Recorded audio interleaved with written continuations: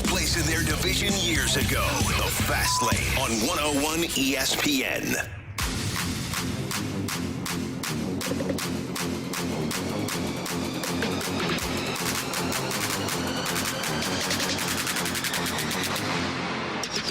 Let's get nasty on a Thursday. It's a Fast Lane on 101 ESPN with Bradford Bruns in for our guy Marsh, Carey Davis, Jamie Rivers, I'm Anthony Stalter. 202. Your time check brought to you by Clarkson Jewelers, an officially licensed Rolex jeweler. We start off the show today by talking about some of the latest moves that the Cardinals made. They made some moves as they head up to Milwaukee for a new set with their National League Central Division rivals. Michael Ciani has been recalled from Memphis. Chris Roycroft has been optioned to Memphis. Ryan Valade has been designated for assignment. What? And they've also selected the contract of right-handed pitcher Andre Granillo from AAA Memphis. His first appearance will be his major league debut. Wow. Good for him. So Ciani up, Valade out. There's that outfield depth we're talking about. Unfortunately, I don't know if Ciani's bat is much better than Valade. I just don't. His bat? Like defense, I have no clear question. upgrade. Ciani's a gold glove type defender. Mm-hmm. However, his bat is not, it's not one that produces a whole lot of offense. But if he does get on base, he's got speed on the bases. So he's more valuable than Ryan Valade. No disrespect to Ryan Valade. There's a reason he's never stuck with a major league team. It's because he's not a full-time major league player. It's no harm in saying that. No, it's just like literally like a scouting report. Mm-hmm. He's like a 4A player, as they say. 4A player. Yeah. So, remind me, I haven't seen Michael Ciani in a while. He's a lefty, correct? Correct. Okay, so on your bench you have who from the right side? Barrero. Okay. And Pozo? And Pozo. Who and you're Pozo. not going to and Miles pinch Michaelis because he's a catcher and you got two catchers in the game already. Can't have one of them get hurt. That's right hit. You're right. I'm just wondering. I mean, whatever. Tomato. Is that a problem? Because you typically don't, and I'm with you on this, you typically don't subscribe to it's got to be a right-hander or a left-hander. Carey's changing. If you want to watch, he's going to, a week from now, he's going to drop a player's war on you. Nah, I might. Watch. I might. Might be my last day here, but I'll drop it. If I drop war and am serious about it, send me for a health screening. I won't. You should. I need help. It would tell me that. Need one anyway. You know what, Jamie? Actually, when I sit back and think about it, you're not wrong. Yeah. Like I have some days, sometimes during the day. You got some things. Yeah. Like I get very angry. I got angry earlier today, and I should throw a dishwasher through that window. Like I was very it just. I get angry and broke my toothbrush last night. Did. Yeah. The bristles were like the firm ones and went up and got caught under my gum, stabbed me, and it hurt. So I broke that sucker in half. Wow. They'll never do that to me again. Yeah. Hey, sometimes the objects need to get it. It's clearly. Yeah. So whether it's a toothbrush or a chair or pair of shovels. Whatever. Sometimes things happen. Correct. It's not, and then it's not our fault. Mm-hmm. Yeah. So, yeah. All right. So what's with you in the platooning now? No. I'm just wondering if you are not gonna have. I don't care if you want to let lefties bat against. You just made it sound like against lefties. That's fine. It's cool. But we've always heard that you should have a balanced bench, and you don't have much of a bench right now. You got a lot of guys that are injured. Brendan Donovan, I guess he's still day-to-day. Is that the story we're going with? So Nolan Gorman and Alec Burleson are your lefties that are going to be playing. And on your bench, you got another lefty in Ciani, and then you got Barrero, who you never let play, unless he's pinch running for somebody and then you got Pozo, who's not going to play unless he's starting because you don't want him to come in because the hell you going to do at catcher? The only other catcher, Brendan Donovan, I guess, is hurt. Who the hell would play catcher if you had an injury? I mean, you got. In case of emergency, you drop him back behind the plate. Yeah, I don't think that Contreras even has his catcher's gear. I think he burned it. Yeah, but the other guys do. Yeah, you know where other guys gear. Oh, come on. It's like, Never played Little League? It was one set of catcher's gear, and everybody had to use it. This is new. Oh, yeah. I can confirm that's still the case. Yeah. just the way it goes. All right, let's do our Cardinals homestand exit survey now. So it's not just yesterday, it's the Cardinals homestand. So we're expanding. So as we know, they were swept by Toronto. They also lost the series to Kansas City to start off the homestand. But they took 2 of 3 from the defending champion LA Dodgers. So that's mixed into the homestand as well.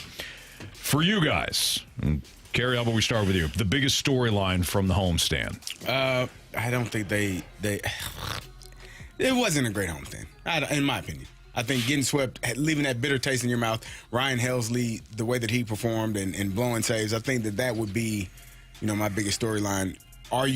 Some of the things that showed up in April feel like they're starting to rear their ugly head again in June. Jamie, biggest storyline for you on the homestand? Biggest homestand for me is that your pitch to contact rotation is fine unless you're playing against a team that makes a lot of contact. So you better hope and pray that you don't draw a high contact team in wild card or divisional round, whatever it is, if you get to the playoffs, because it's going to be tough. Honestly, Jamie, piggybacking off of what you said, because with the exception of those first 2 games versus the Los Angeles Dodgers, what did you see going back to Kansas City and then thereafter specifically versus Toronto? If you have mashers in your lineup, you're going to make this Cardinals staff pay, and that's exactly what we saw. My biggest storyline is your pitching overall faltered, but it didn't necessarily crater. I was kind of surprised by some of the numbers when I look back. So this is since June 3rd. The starting pitching ERA is real rough. It's 28th at 6 even for the ERA. But you're 15th in home runs per 9, so your average there. You're first in walk per 9, so you're not walking anybody. Your starters aren't. And 9th in innings pitched. They're also, if you like the advanced metrics, I know Carey doesn't. Carey but loves it. Live for it. If you do like some of the advanced metrics, the ERA at 6th, the fielding independent percentage is 4.35. So perhaps some batted ball luck being involved there. Your relief pitching, 16th in ERA, 18th in FIP, 16th in home runs per 9, 14th in walks per 9. Not great, but hovering around either slightly above or slightly below average. I thought the numbers were going to be awful in the homestand for the pitching. So again, it faltered. It wasn't good, but it didn't crater as much as I thought it was going to. All right, the biggest kudos given. Jamie? He's having a hard time. I am having a little bit of a hard time because it wasn't really a great homestand. I can give you one if you want to think one. I got one. Nolan Gorman. That's what I was thinking, but I was like, was it enough to be like kudos? I would say I was looking at the stats. His last 7 games, he's batting .389, I believe, 2 home runs in that time span, slugging .778. So that'll play. He figured some things out, over the last week or so, and this is what you have him here for. He's supposed to be the guy that can provide power. You've lacked power as a team essentially the entire season. He's supposed to be the one guy that can provide you 25, 30, 35 home runs. And if he's figured some things out, I think that bodes well for this offense and for him, for his career, for his tenure here in St. Louis or wherever he may end up. I mean, Carey's on the money there. You've got somebody who has hit .438 for that matter over his first 4 starts in June. And make no mistake about it, regardless of what's going to happen in just the next few days alone with Donovan, this is the time in which you're going to see Gorman get that run. 7 out of the next 8 pitchers slated to face the Cardinals are of the right-handed variety. So you take advantage of that right field porch starting tonight at American Family Field. But I also like, guys, what I saw from 2 relievers. Now, they're definitely not immune from criticism. The bullpen at large during this homestand, but Romero and Maton unscored upon thus far in the month of June. You need pillars at the back end, especially when Helsley isn't going that well. So those 2 guys really have proceeded to stand out for me. Yeah, small. I mean, this is all a small sample size, but I had noted that too. Bradford, you're right. The 2 setup guys have been really good for you in Romero and Phil Maton. My biggest kudos goes to Wilson Contreras. I thought about Gorman too. Since June 30th, Wilson Contreras, he's batting .343 with an on-base percentage of .410 and a slug of .657. He's driven in 12. He has scored 7. He's hit two home runs. So if I'm gonna throw some praise at anybody, it's been Wilson Contreras. He lit it up during that homestand. And if the Cardinals were 6-3 as opposed to 3-6, I think we'd be talking about Willson Contreras' bat even more. Biggest criticism, whether it's an individual or a group? The rotation for me. I mean, Sonny Gray and Eric Fetty were fine, but the bottom three there had rough go. Palante gave up a run in both of the first couple of innings. Then he battled back, but then he gave back the game. Then I just felt like it had in years past, to where it was like, So for me, it's rotation. Carey? Lars Newbar. He's struggled. Same. He's been struggling. And if he's going to be your leadoff hitter, he's the guy that's supposed to set the table. I said, a month or so ago, he's the one they go as he goes. I think BK said it as well. As he goes, they go. If he's not getting on, if he's striking, I think he struck out 4 times yesterday. Just 0 for 5. He's been struggling this past. Mightily. It's been bad. He's been bad, really. Bradford, are you Newbar as well? Because if not... Absolutely. Same here. Carey, to your point, 13 Ks so far this month. He had that maintenance day on Tuesday, but it's no coincidence that your team goes 3-6 on the homestand when your leadoff man, the guy who has to be the spark plug, only goes 4 for 33. And to make matters worse, as you said, not putting the ball in play whatsoever. Yeah, and Large Newbar was my biggest criticism as well. Slumping, no way around it. He's hitting 121 over his last 38 plate appearances, 0 RBI. And that's a product as much as of guys getting on base as it is you actually driving them in. And if you're going to be the leadoff hitter, and look, Victor Scott is not hitting well either right now, so they're not setting the table with him. But still, 0 RBIs, 0 home runs, only 3 runs scored. His strikeout rate's 34.2% over that span. CD mentioned his rough day yesterday. He's only getting on base at 237. You can't have that out of a leadoff hitter. So that was my biggest criticism. All right, biggest remaining question, CD? Who are they? Who are you? St. Louis Cardinals. And you play at Busch Stadium, your home games. But which version of you is going to show up? That's my biggest question. Which pitching staff consistently is going to show up? There was, like, when Eric Fetty threw his complete game, that stretch, they all seemed like they were all riding the high and pitching well. And now, as Jamie said, you get Fetty didn't have a poor performance. Sonny Gray has been pitching okay, but now starting to see kind of day in and day out a little bit of not the way you want it to go. Jamie? For me right now, it's when is your outfield going to give you some offense? Newbar's missing everything. Victor Scott's not hitting. Yep. Jordan Walker, like, he had a small little stint of maybe he's turning it around. But for the most part, look at the whole season. Alec Burleson hitting pretty good. He's probably the best one you've got right now. And your outfield, in my opinion, you got to get more offense from there. Bradford? It's not dire just yet, but I do want more clarity and soon on Brendan Donovan. Look, guys, he's your only bona fide all-star in the lineup at the moment. He is your number 3 hitter. Now, is he the prototype with the 26 ribbies? I wouldn't necessarily say so, but he is the engine that makes this particular attack go. And if he is sidelined for any duration of time, you watch and really see the results start to plummet. And for me, the biggest question is just, is this 4-game losing streak? Is it a mini slump? We're almost halfway through June. Is this a mini slump, or is this a preview of things to come? If you go up to Milwaukee, you win that series, you turn things around, you have a decent road trip, great. You move on from this. If not, obviously, if the losses continue to pile up, now we've got a much bigger question, and that is, was May just a fluke? But we're not there yet. Hopefully the Cardinals, again, will go up to Milwaukee and have a good series. All right, it's Fastlane on 101 ESPN. We will play the lineup game and the home run derby and bet the board throughout the course of the show. But as Wick Tolia mentioned in the Snake Pit earlier, and shout out to our Snake Pit, our Air Alliance Team YouTube chat, this is the anniversary. 6 years ago today, the Blues captured their first Stanley Cup in franchise history with that 4-1 win in Game 7 over the Bruins at TD Garden. We'll certainly dive into that. And are there any Oilers-Panthers connections? We know of one big one. That's next on 101 ESPN. We want to hear from you. Use the Scott Lee Mic Drop feature on the 101 mobile app. Give us your opinion on anything St. Louis sports with a mic drop. Brought to you by the Scott Lee Heating Company.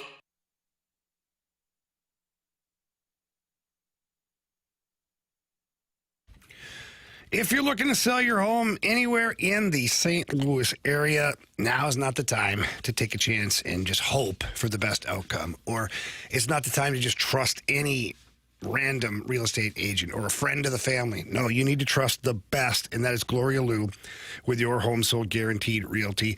Gloria, she wants you to sell your home quickly and make the most money available. And that's why she's been doing it for so long, over 20 years in the St. Louis area.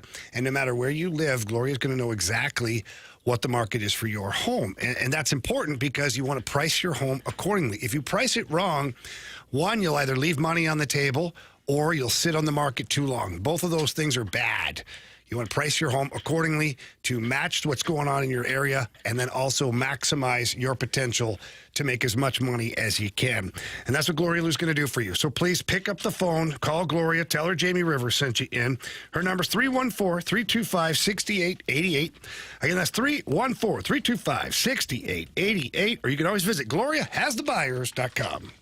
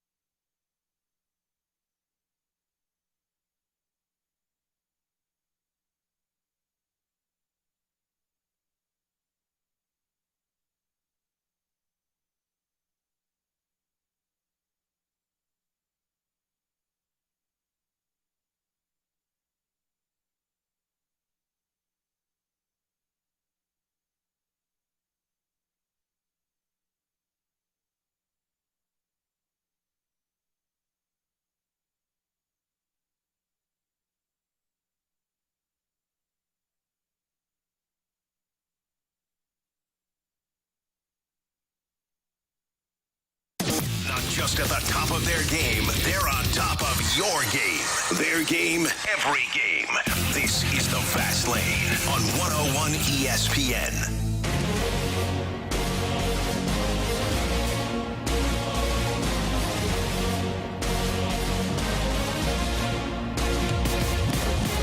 Get up, St. Louis.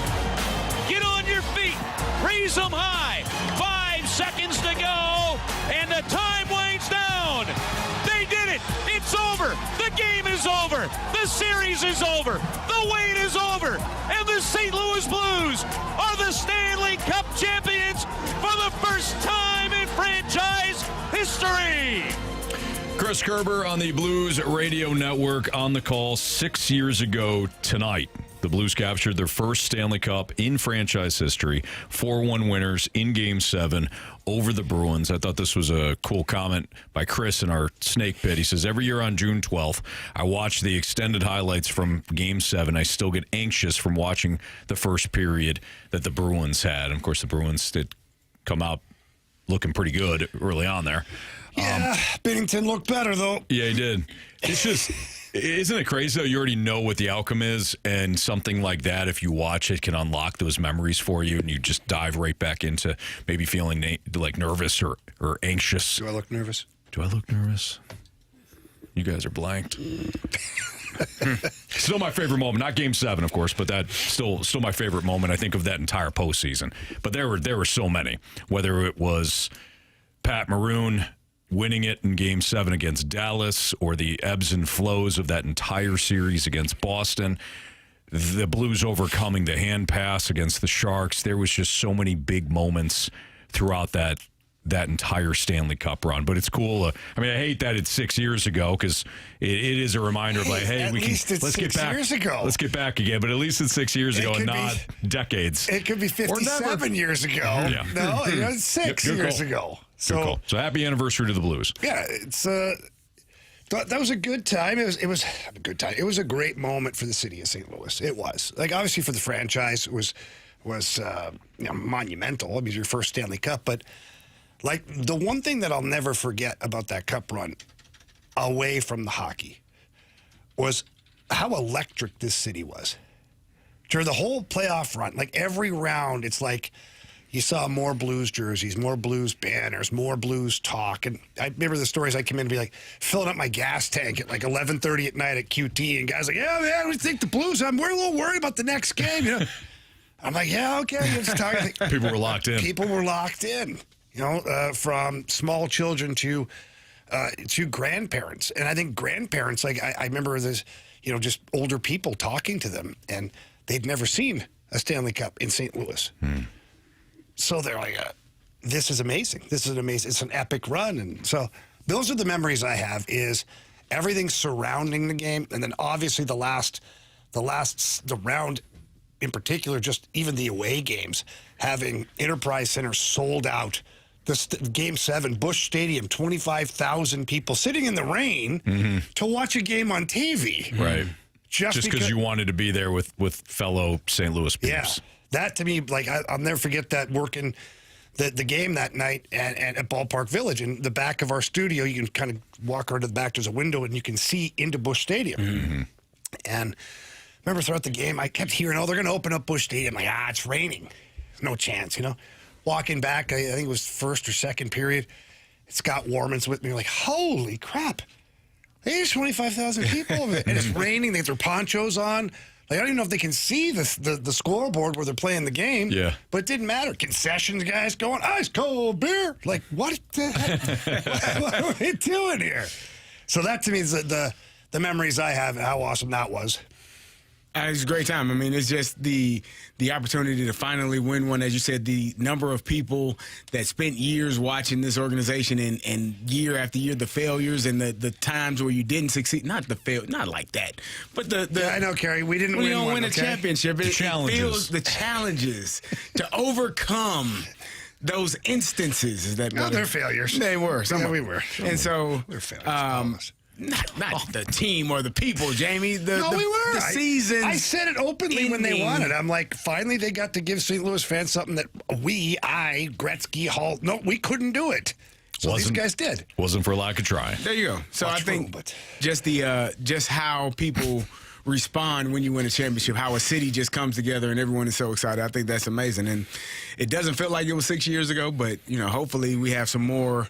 I think this year gave Blues fans a glimpse into what the future can hold. Like, it can become not just a 1 year thing or a couple of years where you're in that. You could be in this space for the next 3 to 5 years. And I think that last season kind of gave you those vibes, especially the way hiring a new coach, running downhill towards the end of the season, nonstop with no breaks, and you're like, we're doing it.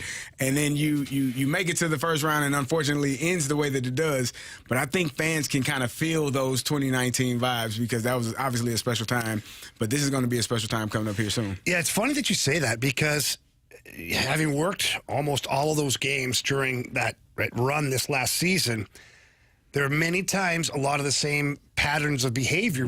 People were talking about the Blues, asking quick, like be running into people at the gym and can't finish my set because guys like, hey, I'm really worried about this road trip, man. You know, that Kyron's looking pretty good, but he doesn't have Holloway now. You know, like okay, all right, hang on, sure, let me finish at 7. I try to, but it had the same kind of energy surrounding. At least spot me, sir. Yeah, stop and go get me a water, please. But you're right, CD. Like, I think last year's team, and the fact that you did it with so many young players, I think that's what's exciting for Blues fans now is going back to when the Cup window opened the last time to take a look at the players that you started with and then where it ended up by winning a Stanley Cup. You have a lot of the same pieces, like good young defenseman, great goaltending, good young goaltender, good older veteran goaltender. You've got great flashy young forwards. Like there's a lot of things there. There's always a build-up, I think is what you're saying, Jamie, and you're absolutely right. I remember when the Blues finally got the monkey off their back with the Blackhawks.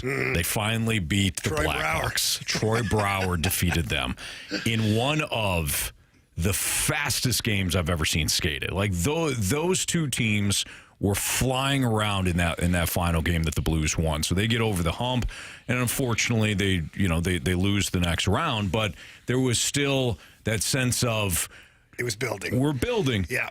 But what's interesting is that Troy Brouwer and David Backes, two guys that were instrumental in that series and in that season, they were both allowed to hit free agency. And it was the right moves, looking back on it, to some degree.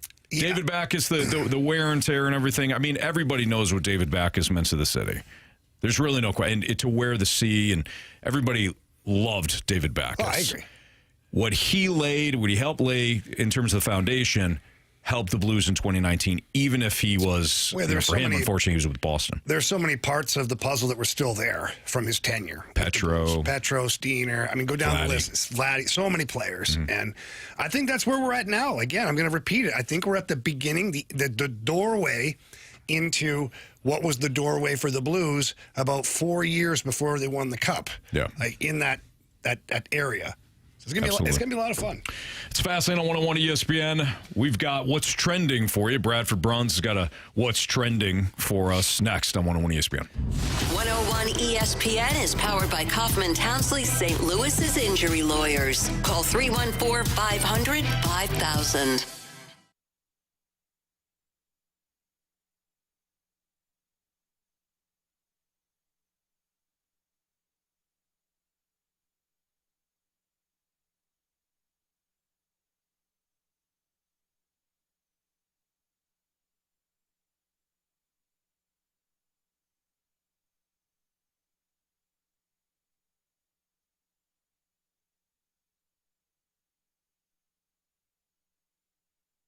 Hey, it's Carey for Window Nation, and if you are in need of some new windows, maybe you want to keep your house cool this summer, Window Nation has you covered. Right now, you can buy 4 windows and get 4 free. You can get a free entry door and a pair of St. Louis Cardinals tickets when you buy a house full of windows, and that can get you 0 down, 0 interest, and no payments for 2 full years.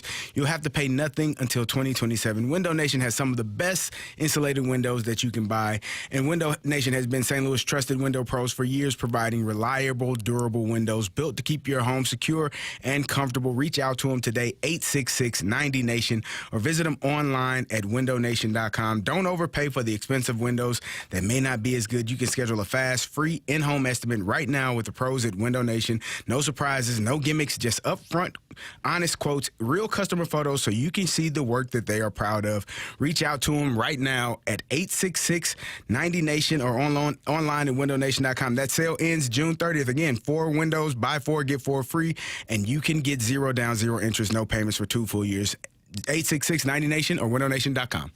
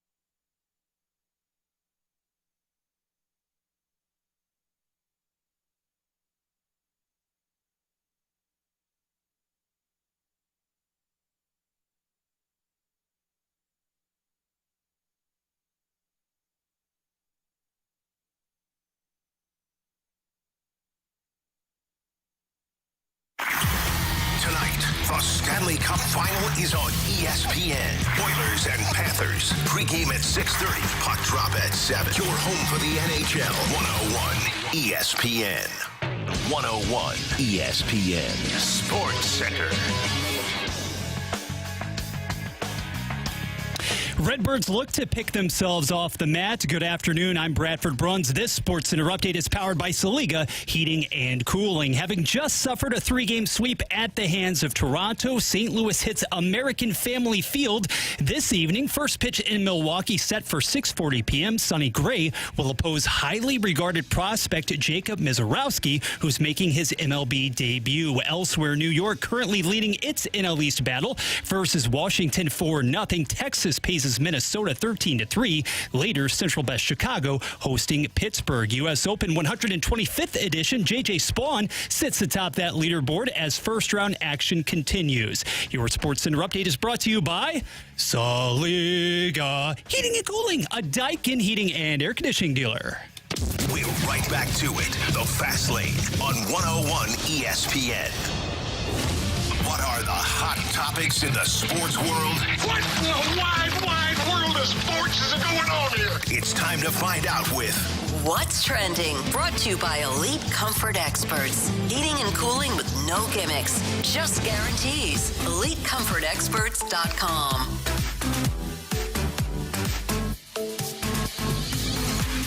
Rolling along on a Thursday afternoon in the Fast Lane on 101 ESPN. This is What's Trending Now. Bradford Bruns, Anthony Stalter, Jamie Rivers, and our resident Super Bowl champion, Carey Davis, with you. Guys, last night in the association, things got a lot more interesting in Indiana as Carey, not trying to belabor it here, not trying to rub it in whatsoever. Like it, let him have it. It is timely. It is timely because the Pacers, yes, against all odds, now with a 2-1 series advantage in the NBA Finals, having knocked off OKC. Yes, at home, 116-107. Halliburton was good. Siakam was good to great.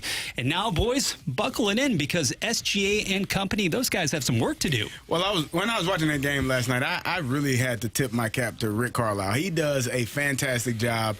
He did a fantastic job against the Knicks of slowing Jalen Brunson down, forcing him to be picked up the entire length of the court, bringing the ball up the court, and then going at him defensively. They essentially did the same thing. The Pacers did the same thing last night to SGA, picking him up full court, forcing him to play defense. You wear him down. SGA only got to the free throw line 6 times, where he's normally getting there double digits, 10, 12 times a game. And they made life hard on him. He still had 24 points, but they made life harder on him, which if he's not able to get going in the manner in which he normally does, the OKC Thunder, they can lean on Chet, they can lean on a couple of other guys, Williams, but they have to rely on SGA to be their lead dog. And if you're going to attack him in the manner in which the Pacers did last night, they're just going to make life hard on him. I think the Pacers are real, and they are spectacular. Of course you do. Why is that, Anthony? Gritty, fast-paced, unorthodox, play a top 10. They play 10 deep consistently, regardless of the situation. Relentless energy, team-first mentality. They share the ball consistently. They embrace the underdog role. Like, this is what we should appreciate. But not Carey. Oh, wow. Carey don't appreciate it. I appreciate it. Carey wants greatness. Yet he's overlooking a possibly great team in the Pacers. It's disgusting. Ben Mathurin was great last night. Disgusting. I don't know how you keep letting him go off the way that he does. He's had his games in the playoffs. He has. Stop it. I mean, but he was really good last night. Again. I've got 2 things for you here. One, for whatever reason, year after year, when we have these conversations about the best coaches in the NBA, Rick Carlisle, he never seems to be atop that list. He never seems to even be in the dialogue, quite frankly. And yet he's done it now in multiple stops. If you think about Dallas having won the championship over the Heatles back in 2011, if memory serves, and then previously Stalls with the Detroit Pistons. Yeah. A banner run there, yeah, right? He was really good with the Pistons. Somebody who has consistently evolved with the game itself, too. And last night we talked a little bit about, obviously, SGA still finding a way to get his, relatively speaking. How good of a defender, how underrated also is somebody like Nembhard in the backcourt. He can get after you. He doesn't allow himself to be screened. He fights over. He fights on. He's going to stay glued to SGA, and he's making when somebody is on you and in your kitchen that much. Like in hockey, if somebody is constantly on you, grabbing you, you're probably like, "Hey, get the hell off of me," or you want to drop your gloves and punch him in the face if you're that type of player. But if you're not, it can be extremely frustrating for a guy to continuously. There you go. Right, the last game, they are in their kitchen the entire game. You're like, this guy can't get the hell off of me. You're looking for the ref to call a penalty. In basketball, you say call a damn foul, do something, but you're not being assisted. And they made life hard on SGA last night. And I think if they can continue that, who knows? But SGA is the best player in basketball for this season. How did his team do last night? They finished dead last. Yeah, so good day. Yeah, good day. I think, too, somebody like TJ McConnell, who is undersized, but, defense is all about effort and want to. Love his He plays game. with energy. He's relentless. He hustles all the time. I really enjoy watching this Pacers team play. And I thought they got zero respect coming in, and I'm glad that they're up 2-1, and they've already made it a series. Yeah, series over. Anthony said it. He said series over. They've already made it a series. They win one Gonna be more tough, at though. home. It'll be 3-1. Thunder He's got one more got to the win. MVP. So. Yeah, they're the best player in the game, so they'll win for sure. Series over. And there's a Anthony said lot of people like Carey that are suggesting that the Thunder are basically the 90s Bulls. I disagree, but I would. Now, you've gone too far, sir. I haven't gone far enough. You have gone I heard you talking too about them, damn Carey. far. Thank you, Jamie. I will not and shall not ever in this lifetime or the next compare any team to the 1990s Bulls. I heard what I heard. Ever. Excuse me? You shouldn't have done it in the first I will never in my Kind of life. indicated it. A little bit. Alluded to it. You had to read between the lines. Shame on you, Anthony. don't worry, Carey. Anthony, you I have picked done, up on what you were saying. You have done some things in your time. Yes, I This is the worst that you've done. He said SGA. 23? SGA? What do you think? You have said some things to me, Anthony. This is the some most great hurtful. things. This is the most hurtful thing you've ever said to I have me. always propped you up. Nah, Always. this was complimenting. You and I are brothers. You We know are. that. But you just you can call me a Ravens fan as much as you want. You just said something to me that okay, Anthony. All right. Preach. See where we are. I missed I it. thought I was having fun. Now I feel kind of nervous. Don't go to commercial, Bradford. No, we're not. Keep the cameras on.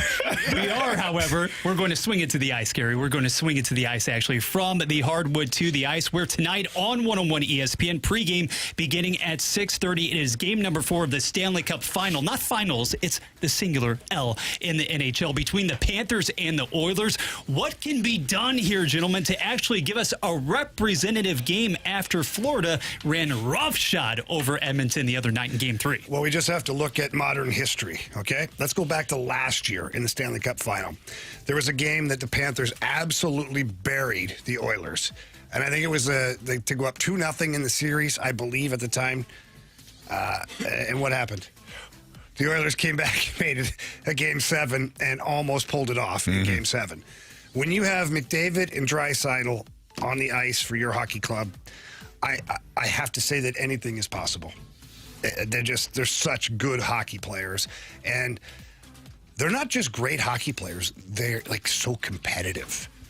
Like the competitive fire that McDavid has is like, I'm actually worried tonight. Like, because the Panthers, they had a hell of a game the last game. They frustrated the snot out of the Oilers. The Oilers did things that they have never done before as far as lack of discipline is concerned. Now, that being said, when you get a couple days off between games, you have a chance to go back, and if I'm the coach, I'm playing some of those moments. Boys, who the hell is this team? Who's this? I don't recognize this team that's doing all this dumb stuff. Yeah. Like, what are we doing here? Let's go back to what we do: speed, skill. Let's frustrate them with our puck possession. Get on the power play. We make them pay. Like, I'm telling you, this series is far from over. The Oilers are too good, and they're resilient. They know that we came back last year down 3-0. Being down 2-1 this series is nothing. If you're Chris Knobloch, is that conversation with more anger? Like, what the hell are you all doing? Or is it more, We don't need anger at this point. Or is it? Are y'all serious? Like, That's more. Are For you me, seriously lighthearted? I'd come in and I'd be like, all right, guys. I had the video guy put together some clips here, and I might even have some like circus music in the back. Watching all this stuff, like the dumb stuff, and be like, this is guys, who you are? Come on. And then followed up with a video of doing what like you do. doing what we do. Yeah. Moving the puck, scoring, one-timers, power play goals, hits, block shots. You're like, that's the team there that got us here. Yeah. That circus, I don't know what the hell that was. Now, I am curious, does that resilience or resiliency, does that transfer to you or translate into the decision in net? If you're Knobloch, is there any doubt whatsoever about putting Skinner right back in there, or is it a no-brainer? It's a no-brainer. He's the guy that got you here, man. I know Pickard played a bunch of games at the start of the playoffs, but Skinner for 2 years in a row has been your backstop guy. So you ride it out, man. It's just like when the Winnipeg Jets with Connor Hellebuck, there was like, oh, are they going to go with Hellebuck? You go with Hellebuck. And it's just like in other situations where you go with Jordan Binnington. You go with the guy who got you there. The last thing you need. So hear me out. If you go with Pickard tonight and you lose, now what? Mm-hmm. Now what? Now where's your ace of spades now? You can't change it. Now you're screwed. Mm-hmm. Now you have a goalie that's pissed off and Stuart Skinner. You have a team that's mad at you for changing the rhythm of the whole thing. Like, no, stick with the guy who got you. If you lose by playing the best player in that position, then that's not your fault as the coach. Unfortunately, at that point there, it's the player. Don't want to be fast lane for good in that predicament. You definitely would be. Well said. Really quick one as well from, actually, we're going to take it to Jefferson City. This came out late in the show yesterday, if memory serves correctly, guys. Some Missouri lawmakers were assembling, and not only, actually, this mission was twofold. This session was twofold, if you will. Not only approved hundreds of millions of dollars in financial aid to try to persuade the Chiefs and the Royals to remain in state beyond 2031 with the stadium situations, but also helping the St. Louis region recover from the devastating tornadoes and weather as of late. So spinning it to the first topic initially here, what are we thinking about the longevity as far as those two franchises? Is it inevitable that they're going to be sticking in those spots, or could it really be realistic, money aside, that the Chiefs and Royals go elsewhere? This is an interesting topic, right? Because you've got two professional sports franchises that make a lot of money, and they're asking for funding for stadium improvements or a new stadium. Meanwhile, you have tornado victims who desperately need resources. Right.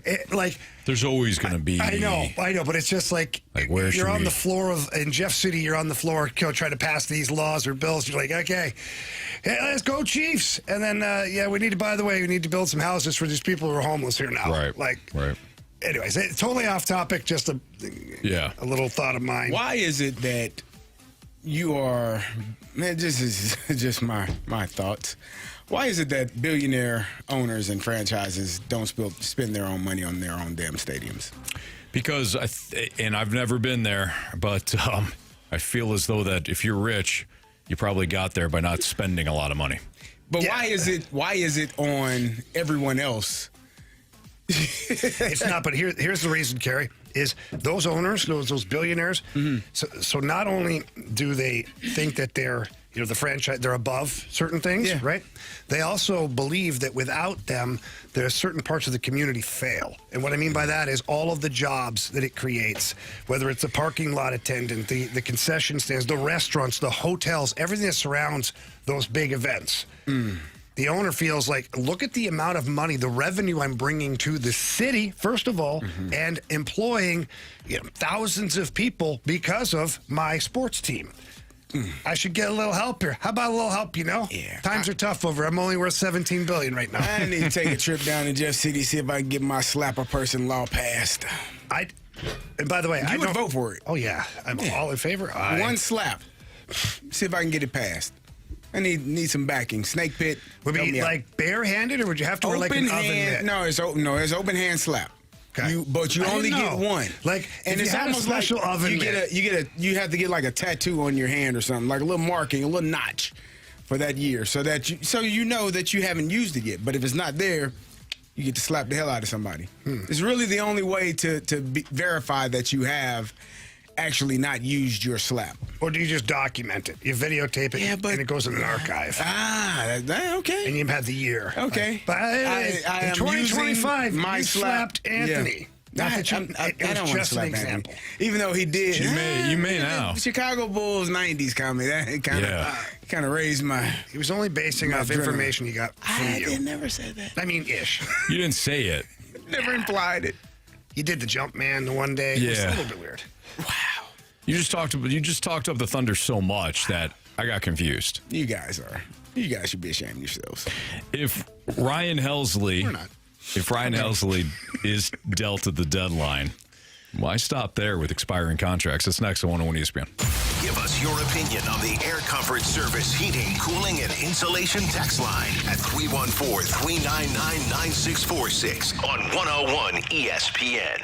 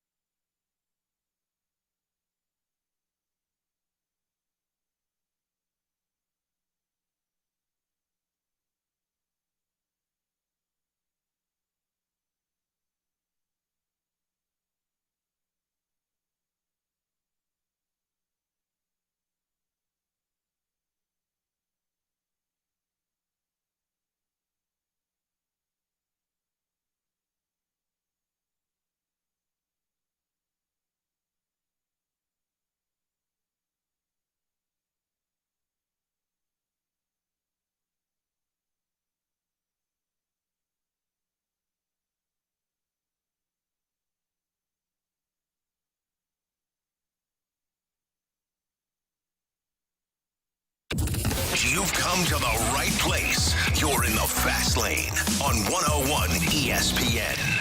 1, 2, 3, 4.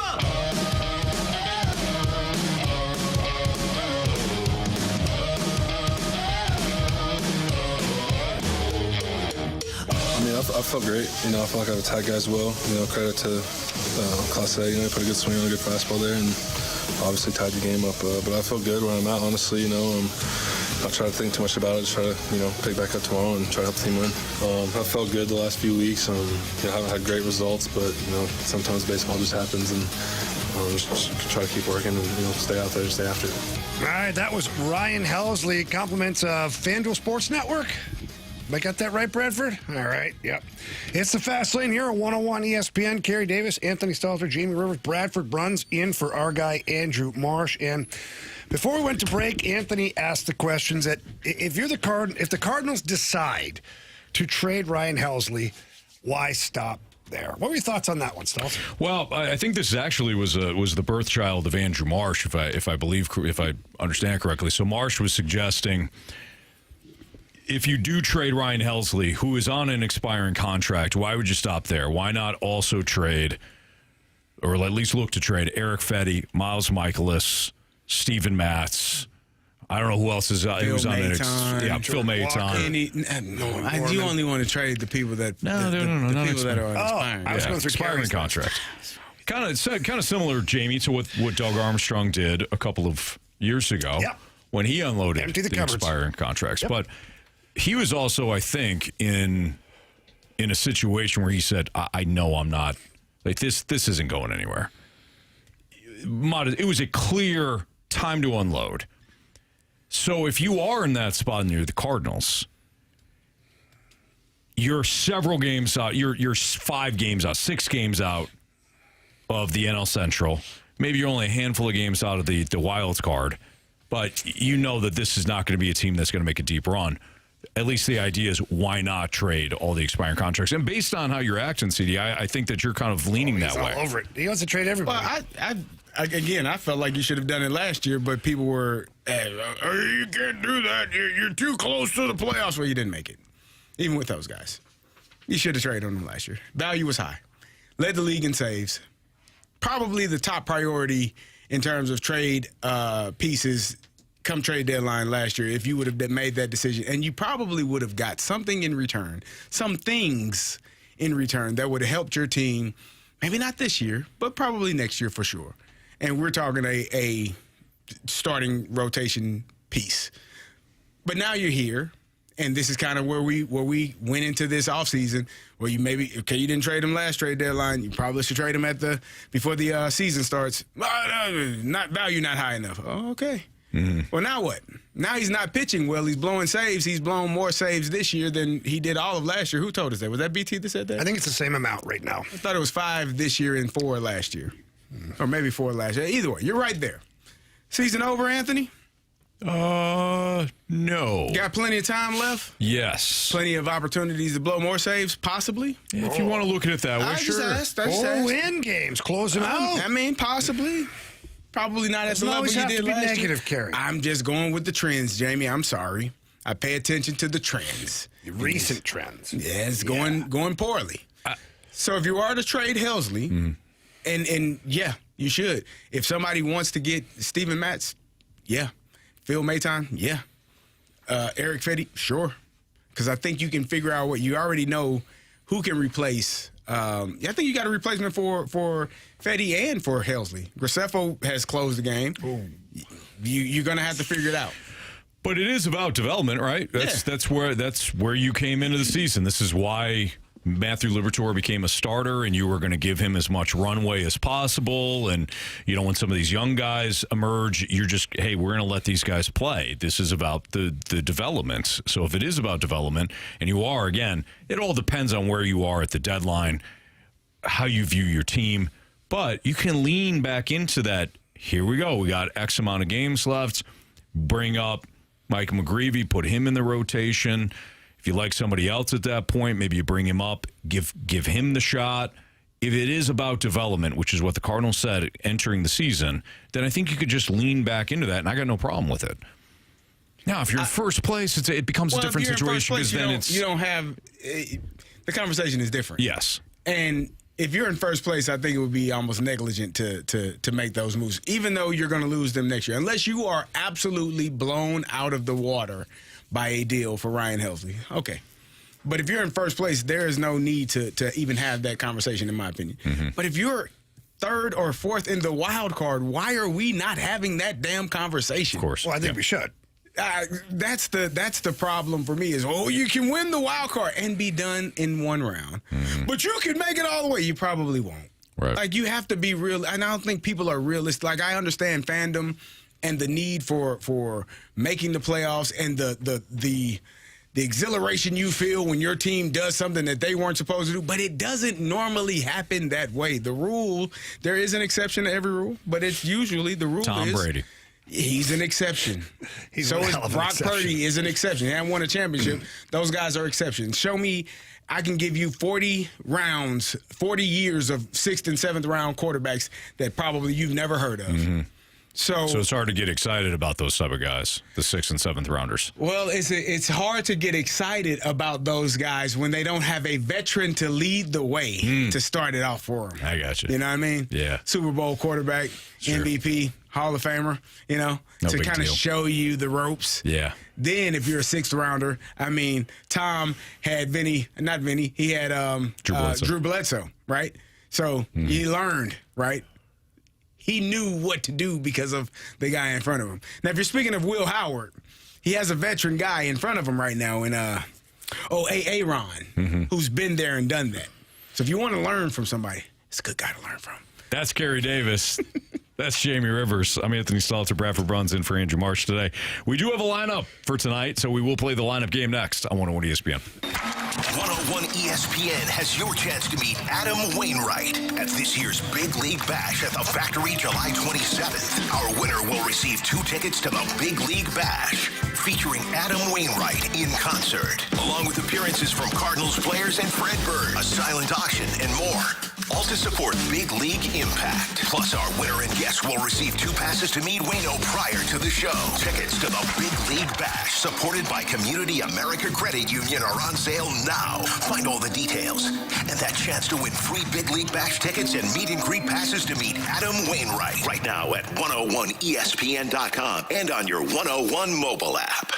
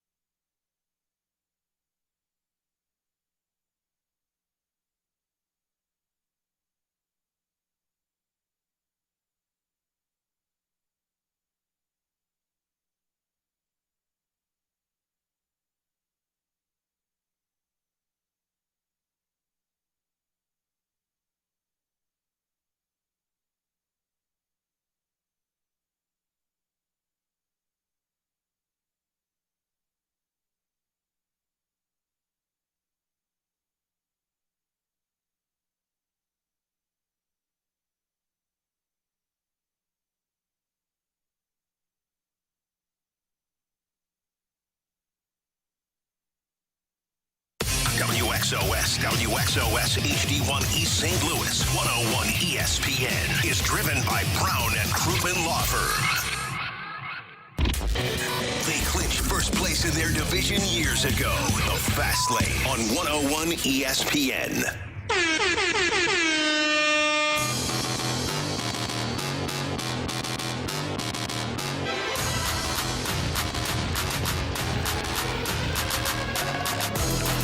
Your time check is brought to you by Clarkson Jewelers, an officially licensed Rolex jeweler.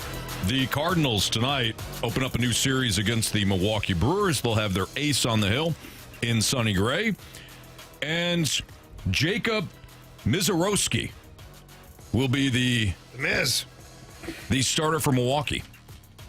He will make his major league debut. Oh, boy, we're screwed. Okay. We're screwed. Cardinals always suck against first-time pitchers. They tend to struggle. He's a RHP, isn't he? He is an RHP. Throws 103, boys. 103 reportedly. Yeah, he throws absolute gas. Yeah, so is Paul Skeens. How's he fare against us? Not well. There you go. Yep, so Misiorowski. All right, the Miz. For Milwaukee, right-hander. All right, boys. Jamie. He's on to something. What did I do? You've been... You were correct about something. Newt? Yeah. Ripping him out of the starters? Yeah. Yeah. Are you gonna?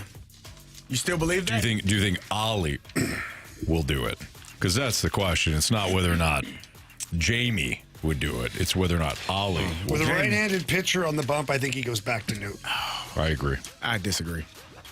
Well, Carey. Who do you think? Is it still a golden sombrero if you have 5 at-bats? I know 4 strikeouts and 4 at-bats is a golden sombrero. Is it still golden if you get one more crack at it? A golden what? Golden sombrero. Oh, okay. I don't know what 5 strikeouts is. It wasn't 5 strikeouts. It was 5 at-bats. He went over 5, but he did it's have still 4 a golden strikeouts. sombrero. Yeah. Okay. I was wondering. I thought it just was 4 strikeouts and 4 at-bats. No. Not to my knowledge. I think it's just 4 strikeouts. As soon as you get the 4th strikeout, it's a golden sombrero. What if you strike out 5 times? What is that? Is it? That's what I'm saying. I don't know. Golden sombrero plus 1? I have no idea what that is. You get a maraca, too. Golden maraca? Why not? Okay. It seems too happy for 5 strikeouts. At that point, you're insane. You might as well just have it. That's a good point. It's a real good point. All right, so... show us. Lars Nootbaar. Oh, no. All of a sudden, he became a superstar. Superstar. International superstar. Watch out, don't run into any walls or anything. Explain what a slump buster is. Wow. Sorry, I was tired of hearing you guys talk about golden... what was it again? Nothing. Sombreros. That's it. I thought it was precipitation. It started with an S. But I just want to make sure we're clear here. He is. Something's wrong with him. Just clarifying Mason things, Wynn? Carey. Yes, sir. Show us Mason Wynn. Take it! Grow up, Jamie. Bring me that Oh, man, kid's got a cannon. Okay. Is Brendan Donovan still on the shelf? Oh, wow. Is he still faking, you mean? No, I don't mean that at all. He got a toe injury. Nope. I think I did hear him say that. He's got a toe. Oh, he's got a toe. He stepped on his foot. Somebody stepped on his foot. I have a bad toe, too. Oh, my toe hurts. That's what he said. That was Anthony. That was actually really good. Hey. We're done now. Okay? That was your projection for the Bulls thing. I'm writing it down. Okay? We're even? Donovan. Are we even? All right. That's how we're going to start doing things, okay? No, I don't like that. We're not going projection all day. Just 1 hour in. I don't hate it. Anthony, have you it's worked one with projection. us? What are you trying to make sense of us for? What I'm saying is, once that spike comes out one time, It's already that's here. it. It was already in the air. It's here. I know we all idle at 95 on the old spidometer. Okay, I'm just saying. I said the Bulls thing. You just you go did to the therapy voice. today? Is I this did why not. you're doing this? No, This is I did Completely not. unwarranted, It's too. completely. Your shot at me. Your spite is now out. All right. We good. Okay. Carey, don't listen. I'll try. He's not the boss of you. I don't think Donovan is playing. No, I think it's Herrera. Because Herrera was hitting here before. I like Herrera here. Go for it, buddy. Go for it. Do your thing. Show us, Ivan Herrera. Oh, Yvonne? That's That's a French-ass name, Yvonne. Yeah, my little croissant. Little cheese on my croissant. Jamie. Yes. Go for it. Show us. Wilson Contreras. You don't know how to play first base. It's not that hard. Tell him, Watch. It's incredibly hard. Hey, anything worth doing is. My name is Willie, and all my fans. You can defeat me. You're dreaming. I forgot about that. Frick James and Snake Pit says Anthony thinks he's above the law. Don't you do that to us, Frick. You and I are dog fans, man. You and I are... go Dogs. Come on. It's not that you think you're above the law. It's at certain times you think you are the law. Like when you come in, no, that's your spite. We're here. I'm writing it down. We're even. Why do you made you the boss? Why do you do the black comedian white guy voice when you do it for me? I don't get it. That right there is the prototypical black comedian doing a white guy voice. No. It'd be I've got my cheese sandwich here, and I'm gonna see. Well, that's cute. Okay, so I'll do it in a regular voice. I'll do it more in your voice, okay? What? I'm just waiting for this. This should be good. Oh, you just be like, well, okay, that's your spite. You got yours. Hey, I'm writing it down now, okay? Because I'm Mr. Deep Voice. I used to get paid $2.50 a minute to talk to people. That'd be good. That'd be decent. Oh, man. $2.50? It's more I got from my first radio job. All right. We're at 5 now. Alec Burleson. Go for it. Show us Alec Burleson. I thought I told you I'm a star. You're already acting like you're a star, and we haven't even opened yet. You got any biscuits for sale in there? All right. If I may. Yes, please do. Please do. Show us Nolan Arenado. A lot of people think you get in your mid-30s and your career's over, but like I always say, until they stop scouting, I ain't going to stop playing. Just watch your 6, okay? There we go. Who we have 7? We need a... It's got to be Gorman here. I think it's Gorman. I think it's, Gorman. Show us Nolan Gorman. Swing Serenade is brought to you by Gorman. Dingers! Hang me a curve and I will hit. Dingers! Pajes. Yep. Show us Pedro Pajes. Smithies, throw this at him. You're out! Maybe. Show us. No, let him do it. Hang on. I think he feels something. He has a feeling. I got a feeling. Okay, but I just want to make sure. They did just call up Michael Ciani. That's where he was going. Tonight's gonna be a good night. He was going CD, Ciani. it's called clarifying. Okay. Okay? Give him clarification, Anthony. I'll give you clarification. Show us Victor Scott. Run as fast as you Going can. Ciani. Come on. Me. I just want to make sure we're all talking the same stuff here. It's got to Was be. that a perfect game? That was. That was. Good job, fellas. Yeah, nice work, guys. Well done. Proud of you. Way to go. All right, Bradford, run it. A perfect lineup game and an entertaining one to boot. Leading off, Lars Nootbaar in left field, attempting to avoid any kind of sombrero, followed by your shortstop and two-hole hitter, Mason Wynn. Ivan Herrera, your third-place hitter and designated hitter, followed by the first baseman, cleanup man, Wilson Contreras. It is Alec Burleson batting fifth and in right field. Nolan Arenado at the hot corner and batting sixth. Nolan Gorman at the keystone hitting seventh. Then Pedro Pajes behind the plate. And your center fielder batting ninth, Victor Scott the second. Back. Stay fair! Stay fair! Go foul! I don't believe what I just saw. Home run. Bradford, do you have the latest? I do indeed, guys. It has been a nice signature start, if I may say so myself, to the month of May. The leader at present, Carey, you are in double digits, my friend, with 10 points overall. Jamie is right now in second with 7. Stoltz, you've got 5, and Mr. Andrew Marsh trying to play catch-up at present. He has 3. All right, Carey Davis. Yeah. This guy has been, he struck out a lot, but facing a righty today. Give me Nolan Gorman. Europe. Wow. You want to finish that? A Or gentleman of great American a gentleman hero. and a scholar. Thank you. Did this to me last game, too. Sorry. I didn't know this time. Whatever. Darn you. All right. I'm going to go with Herrera.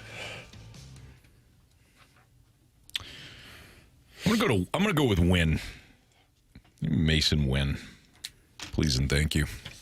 All right. Did anybody? He wanted Ciani off the bench.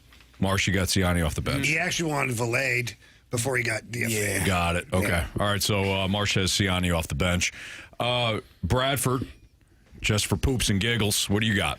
Let's do it. Back in the leadoff spot, albeit for the second straight day. I think that Lars is going to be looking to leave the yard against this flame-throwing right-hander. Welcome to the Bigs with a little solo jack to begin this game. Call it. Calling a leadoff. Leadoff homer. What pitch? First pitch? Second pitch. Okay. I didn't know if he's going to ambush the young guy or not, you know?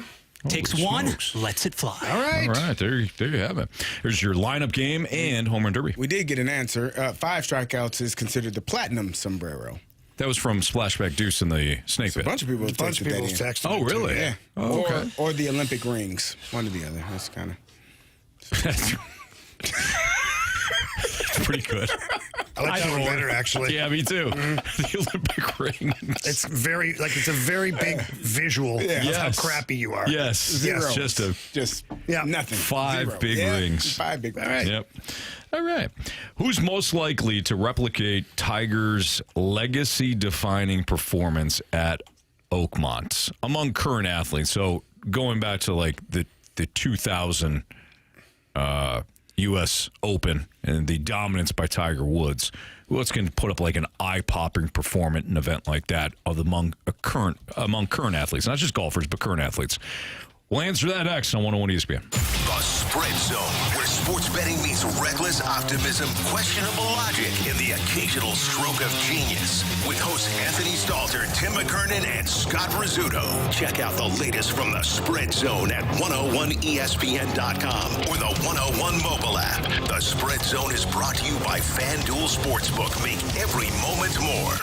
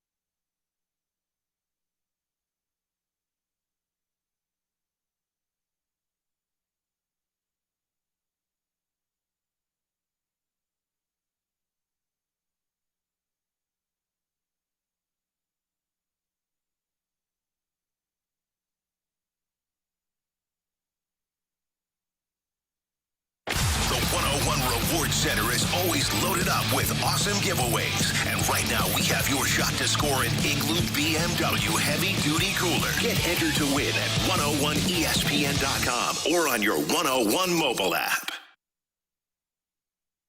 They're on top of your game. Their game, every game. This is the Fast Lane on 101 ESPN.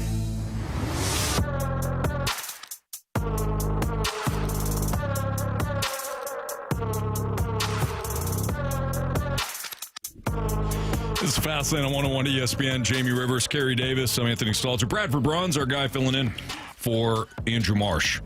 Is there anybody among current athletes that can replicate what we saw in 2000 with Tiger Woods at the 125th? Actually, this year's the 125th. This morning was the 125th start of the U.S. Open.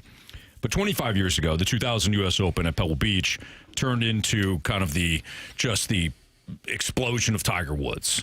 Now, he obviously did a lot of damage in the 90s. That was certainly his breakup. But in 2000, this was the anointing of Tiger Woods, who was the only golfer to finish under par, 15 strokes better than Ernie Els and Miguel Angel Jimenez. Anybody among the current athletes that could pull off something like that, where it's just an unbelievable, dominant, impressive feat, where you kind of stand back and be like, oh, wow, only one human being in the world can do that?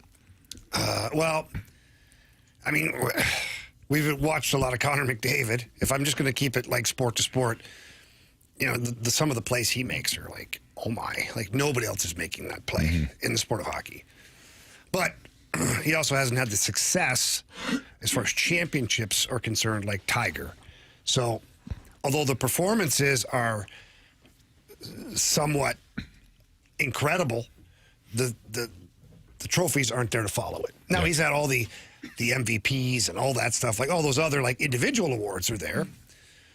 And maybe that's the conversation, because golf is an individual sport. Yeah, it's a little tough to compare. It's tough to apples to apples when it comes to that. So, who is the Roger Federer? Was a guy that he had a hell of a run. Was it Djokovic thereafter? Yeah. Yeah. He's Nadal. another guy that's almost unbeatable in the sport of tennis. Sure. So those guys, individual sport again, right? Where you go and you're watching these guys just win tournament after tournament after tournament. I think that they're probably more comparable than team sports, because the team sports, no matter how dominant you are as a player, like Michael Jordan, Connor McDavid, Tom Brady, you have teammates that help you in those situations. So yeah, a little tougher to dominate one, even like a Stanley Cup series. You could have this, obviously you crown the MVP of that series, but even then, to do what Tiger did in one weekend, I think. Man, Michael Phelps, that's a great answer from the text line. Yeah, but we're talking about current athletes. Yeah. For me, I don't think that I think what Tiger is one of one. And I do agree, Jamie. I think when you're talking individual sports versus team sports, that's why it stands out more, because he's the only one. I'm reading comments. Dan Hicks, when this happened, he said it was a complete show with one guy. Nobody else really mattered. And he was able to carry the game of golf. For decades. It was Tiger Woods, and when Tiger was playing, everybody tuned in. It's not the same now. And when I think of individual sports, you can think of Michael Phelps, you can think of Usain Bolt, the Olympic run that he had. You can think of Serena Williams, what she did but I don't think all of those players were great in their own sports individually. I don't think anybody will ever compare to what Tiger has done in an individual sport, and how he's able to carry the game of golf in the manner. Well, he made golf cool. He made it fun to watch. It's not that golf wasn't cool before, because you had great players. You had Greg Norman, Jack Nicklaus, Arnold Palmer, legendary players. But golf was kind of in its own bubble, because it was viewed, and still is kind of viewed, as a rich man's game, a rich person's game. Because to belong to a good golf course, it costs a lot of money, and to buy clubs, it costs a lot of money, and all those things that go with it. And you had somebody like Tiger Woods come along at such a young age. He made the game of golf exciting to people who weren't watching golf. Right. Because they couldn't ever, identify with anybody who's on the course. Like, oh, yeah, it's golf. Great. Tiger made it so you want to watch on Sunday when he's wearing the red. He's all jacked up. Just did a bunch of curls for the girls before he hit the tee, Yeah. Kids, I think. Kind of literally, too, when you... Oh, you took it there. In fairness to Anthony, Tiger took it there. Thank you, Jamie. He did.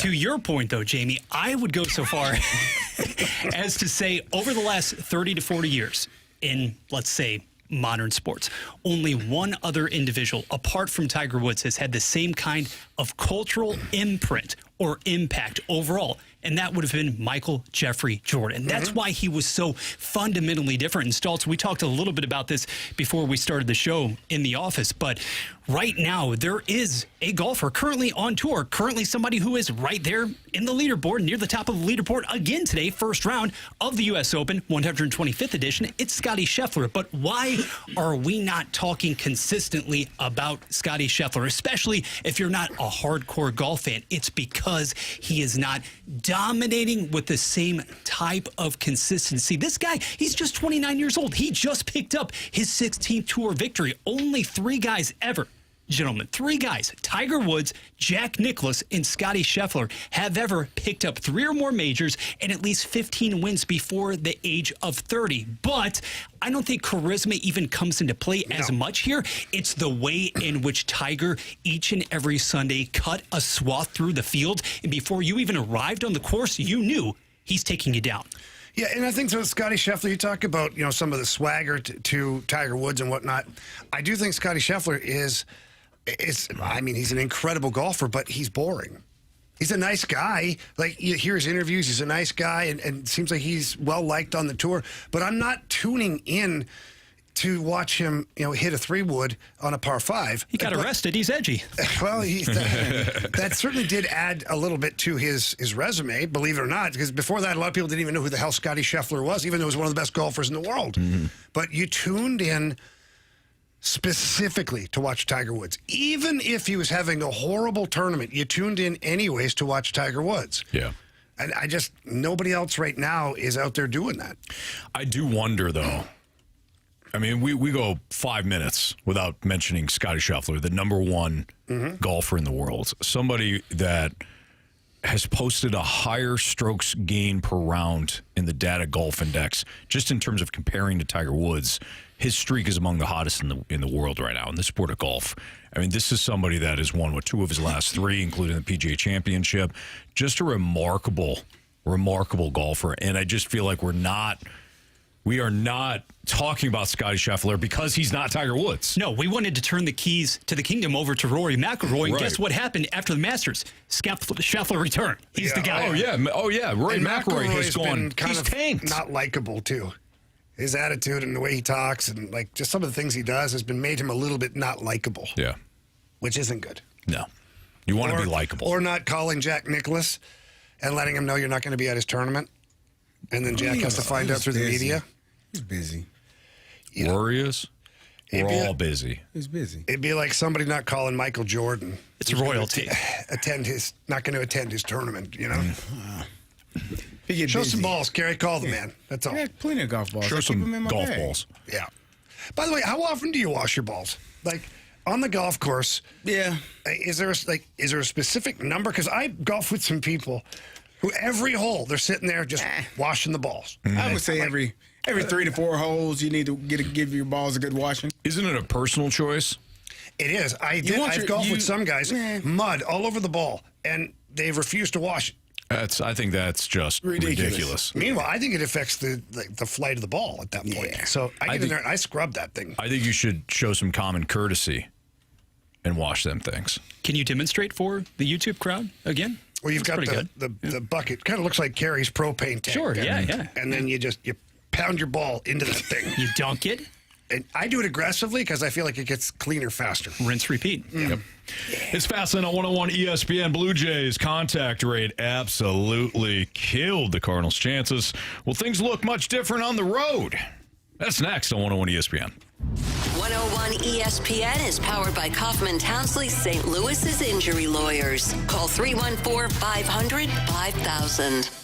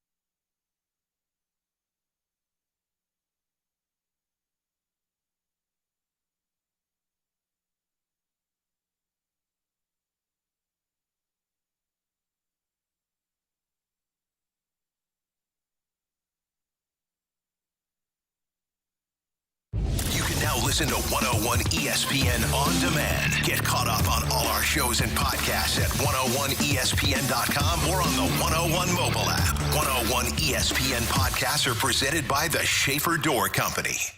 101 ESPN Sports Center.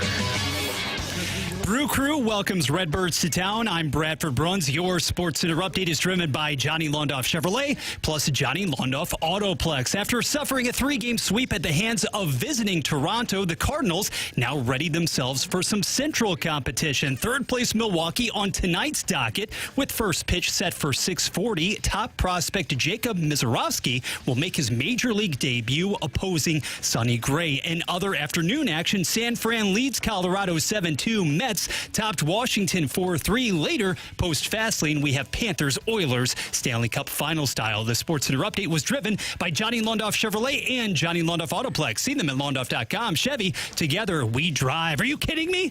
We're right back to it. The Fast Lane on 101 ESPN.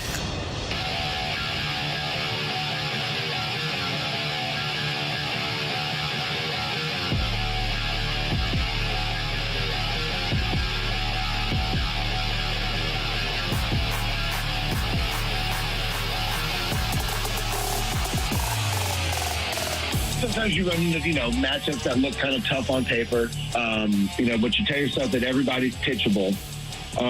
They don't strike out a lot, and if those bloopers fall in, I gave up a few hard hit balls, home run I'd like to have back, but, some of those hits, like the blooper down the line, and I get some wind, can that blow six inches foul and kind of give me another shot, keep us in that game. And that's baseball. That's the tough part. Guys are going to have bloopers. But when a team is contact like that, you can adjust your approach so much, but you don't want to go out there and try to be someone completely different. That was Miles Michaelis this morning on TMA with the boys, talking about recent things with the Cardinals. Guys, I got a question for you. Sure. And it really hasn't bothered me until recently. And I don't know why all of a sudden it's bothering me, but it does. If you have a bad game, pitcher, hitter, whatever, I figured it out. Like, all you have to say is, well, that's baseball. And everything's okay, because that's just baseball. Huh. So I wish I would have known this, Carey, because when I had games where I was just terrible, I would have talked to the media and said, if it was a little windier out there, that puck probably gets to my partner, doesn't get picked off and, scored in the back of the net. Hey, that's hockey, that's hockey. Why is that's baseball almost like diplomatic immunity for these guys? Because it's only one of 162, Jamie. One of 162. No, but seriously, Carey. Okay. I wasn't done. That wasn't a shot. No, go ahead, Carey. I thought you wrote something down. I wrote it down. It's the Donovan thing.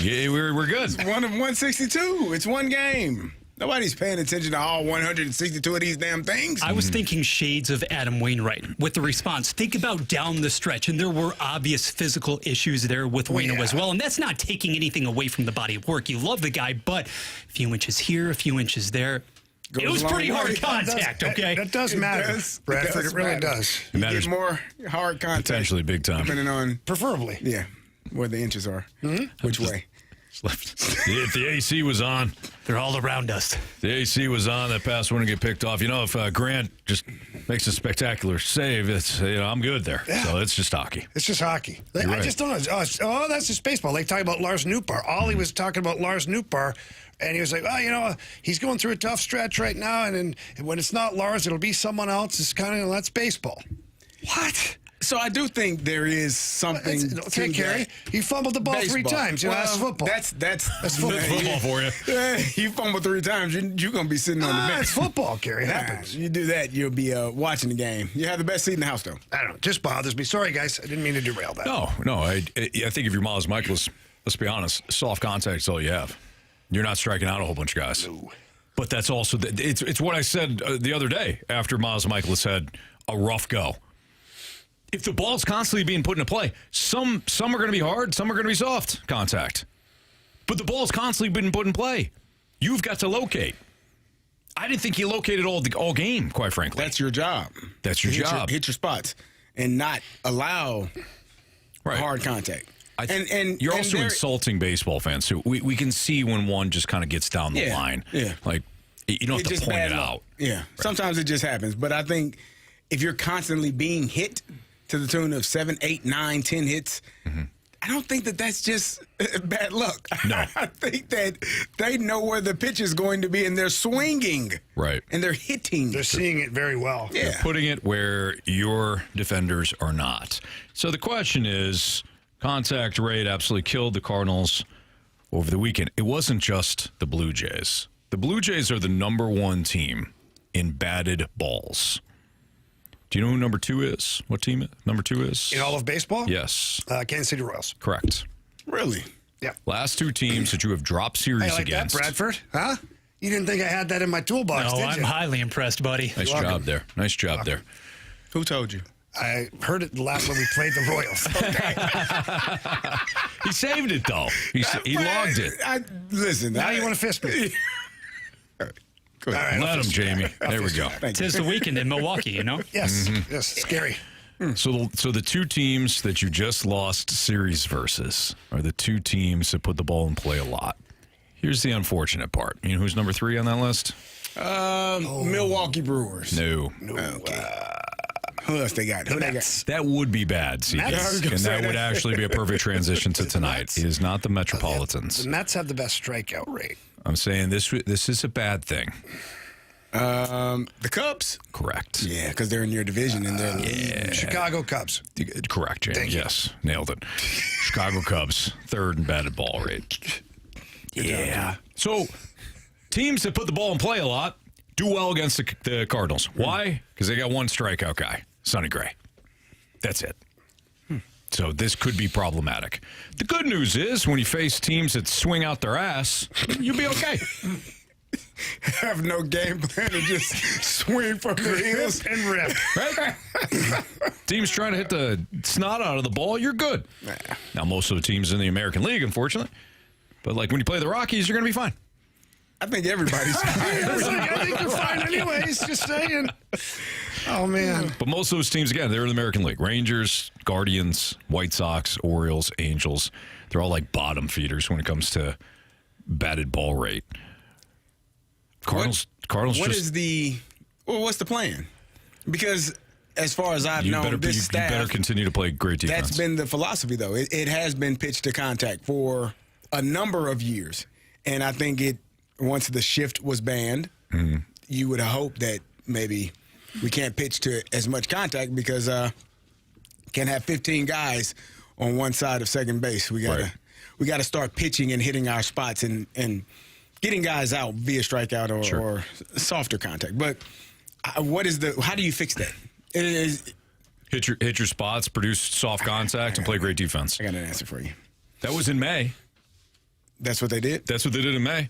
Produce soft contacts. Hit your spots. Produce soft contact. Play great defense. Is it that hard? It's incredibly hard? It's incredibly hard. No, it's not that hard. Well, when you're playing elite defense and making out of the ordinary plays consistently, and that's what we saw for long stretches during the first part of the schedule, it was always destined, that number, to come back to earth. And so now you're dealing with the reality of what your pitching staff is. Correct. Now, Carey, you have another plan? Oh, it involves trading someone and getting pitching, but nobody wants to do that. So. Who do you want to trade, Carey? Whoever. No. You got to have a specific player. I mean, I told you, you got 4 guys available. All 4 of them pitchers. All 4 of them. But you just said you want to trade a pitcher for a pitcher? Yeah. Who the hell's doing that? The Cardinals should. No, I know. Never mind, Carey. You've never been more right. Sometimes Carey says stuff that you can't come back from. There's no coming back from that. Like, the Cardinals should. All right. Yeah. All right. Yeah. Okay. Good. Nothing for you. Yep. Thank you. All right. It's Fast Line on 101 ESPN. I don't know if we accomplished much there, but it's baseball. I feel good. You're right. Sports radio. It's radio. NFL 4 Downs minicamp edition next on 101 ESPN. The NBA Finals are on ESPN tomorrow. Thunder and Pacers. Pregame at 6:30. Tip-off at 7:30. Your home for the NBA is 101 ESPN.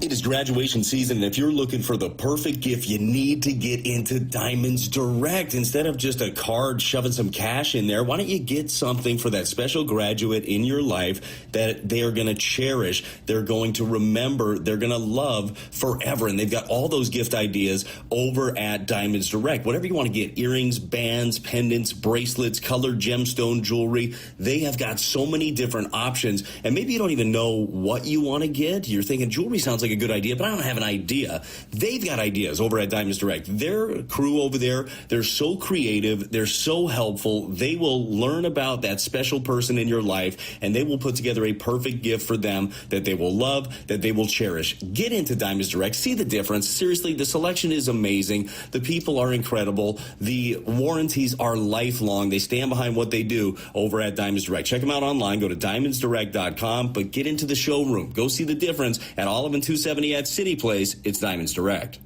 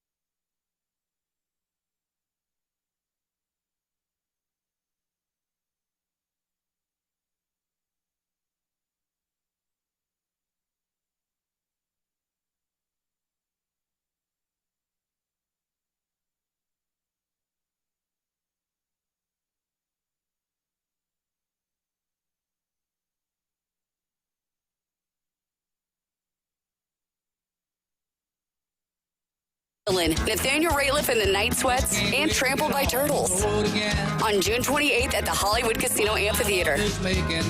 Get all the ticket details and get entered to win those free tickets for this year's Outlaw Music Festival. Right now, either at 101ESPN.com or on your 101 mobile app. You've come to the right place. You're in the fast lane on 101 ESPN.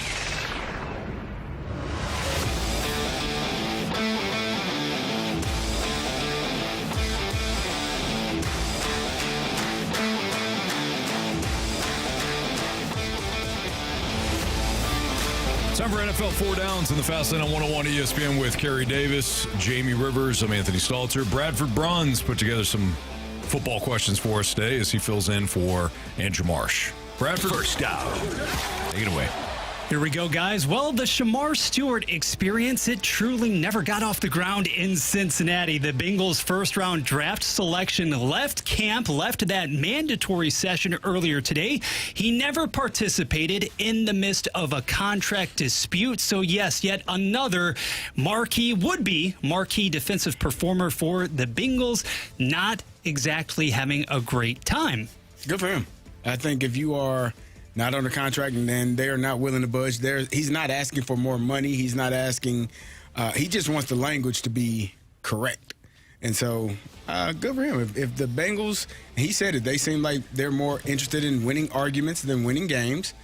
At some point, You got to put down your pride and say, okay, let's get this deal done. Yeah, so here's what's going on. The Bengals' first-round pick, Stewart, he decides he's going to leave minicamp. He was just drafted 17th overall out of Texas A&M. And he said in a statement, he's defending his stance. He says, I'm not asking for nothing y'all have done before. Y'all just want to win an argument instead of winning more games, which is what CG just alluded to. Stewart claims he has support from teammates, with some telling him you're doing the right thing. He is one of 4 remaining unsigned first-round picks, along with Travis Hunter of the Jaguars, Barron from the Broncos, and then Hairston from the Bills. NFL rookie contracts are standardized by draft position. Isn't just like automatic? It should be automatic. So the Bengals just haven't given him one yet? They are trying to basically like provide some loopholes for themselves to get out of certain things that should just be promised to any rookie. My question is, can the NFL get involved? That's what the NFL and the NFLPA. That's what's going to happen now. Because if the language is set for a certain way, and now Team A is trying to restructure that language for whatever reason to benefit themselves, that essentially goes against the CBA, what they bargained for, what they agreed to, and now you're jeopardizing. I don't know if you get fined. I don't know what the penalty is, but if they're doing something in terms of trying to change the language that has been agreed upon in the bargaining, that's dead ass wrong. So the Bengals got to figure something out, and I'm sure they will. Yeah, I don't think this is going to last all that long at this point, because the Bengals are screwing around here a little bit. Just wait till the NFLPA picks up the phone, calls Roger Goodell or whoever the heck they got to call, and says, hey, buddy, I just emailed you the standard contract and the language in it, and your Bengals are trying to change that. Yeah. So what's the problem? If we don't get this agreed upon by the end of the day, we're going to be filing grievances, and we're going to be actually suing the Bengals or the NFL at one point for misrepresentation. And from a football standpoint, you are in a contract dispute, not only with your first-round pick, who is a defender, but also your best defensive player, he being Trey Hendrickson, who is also holding out. And, oh, by the way, you just released your leading tackler from a year ago, Jermaine Pratt. So, Anthony, you're doing well, Bengals. They don't care about defense. You keep doing you. They score 55 points. You better score 65 How long this till year. Joe Burrow just demands out? He has his toys now. Yeah, he has his offensive toys. Yeah, but he's not going to win. I ain't leaving Jamar Chase and T. Higgins if I'm Joe Burrow. Now, who? What are they going to win, though? Nothing. They won't. They're not They going to won't win a nothing. damn thing. All right. They'll win 8 to 9 No, games. CD, it's fine. You just want your personal stats. It's fine. I want championships. I do too. Hey, I don't know that he did make some noise for T and for Jamar to get paid. They got paid. Need to make some noise for old Trey and everybody else on that defense side. At some point, if I'm Joe Burrow, I walk into the owner and be like, dude, every year I got to do this? Like, every year? Like, come on. What are we doing here? Why am I here again with you? Again. Second down. Guys, we all know that quarterbacks make the league go around and around. So let's take it to the factory of sadness, shall we? Also in Ohio, where I'm not going to say the undisputed starter under center is none other than Joe Flacco. But you have so many guys in camp. You have so many guys jockeying for reps right now. And wouldn't you know it, one Shedeur Sanders, at least yesterday during a minicamp session, vaulted ahead of Dylan Gabriel in the pecking order. Is it just a matter of time before we actually see Shedeur in that driver's seat? And yes, I know that Kenny Pickett is there too. Yeah, you could have. That doesn't matter.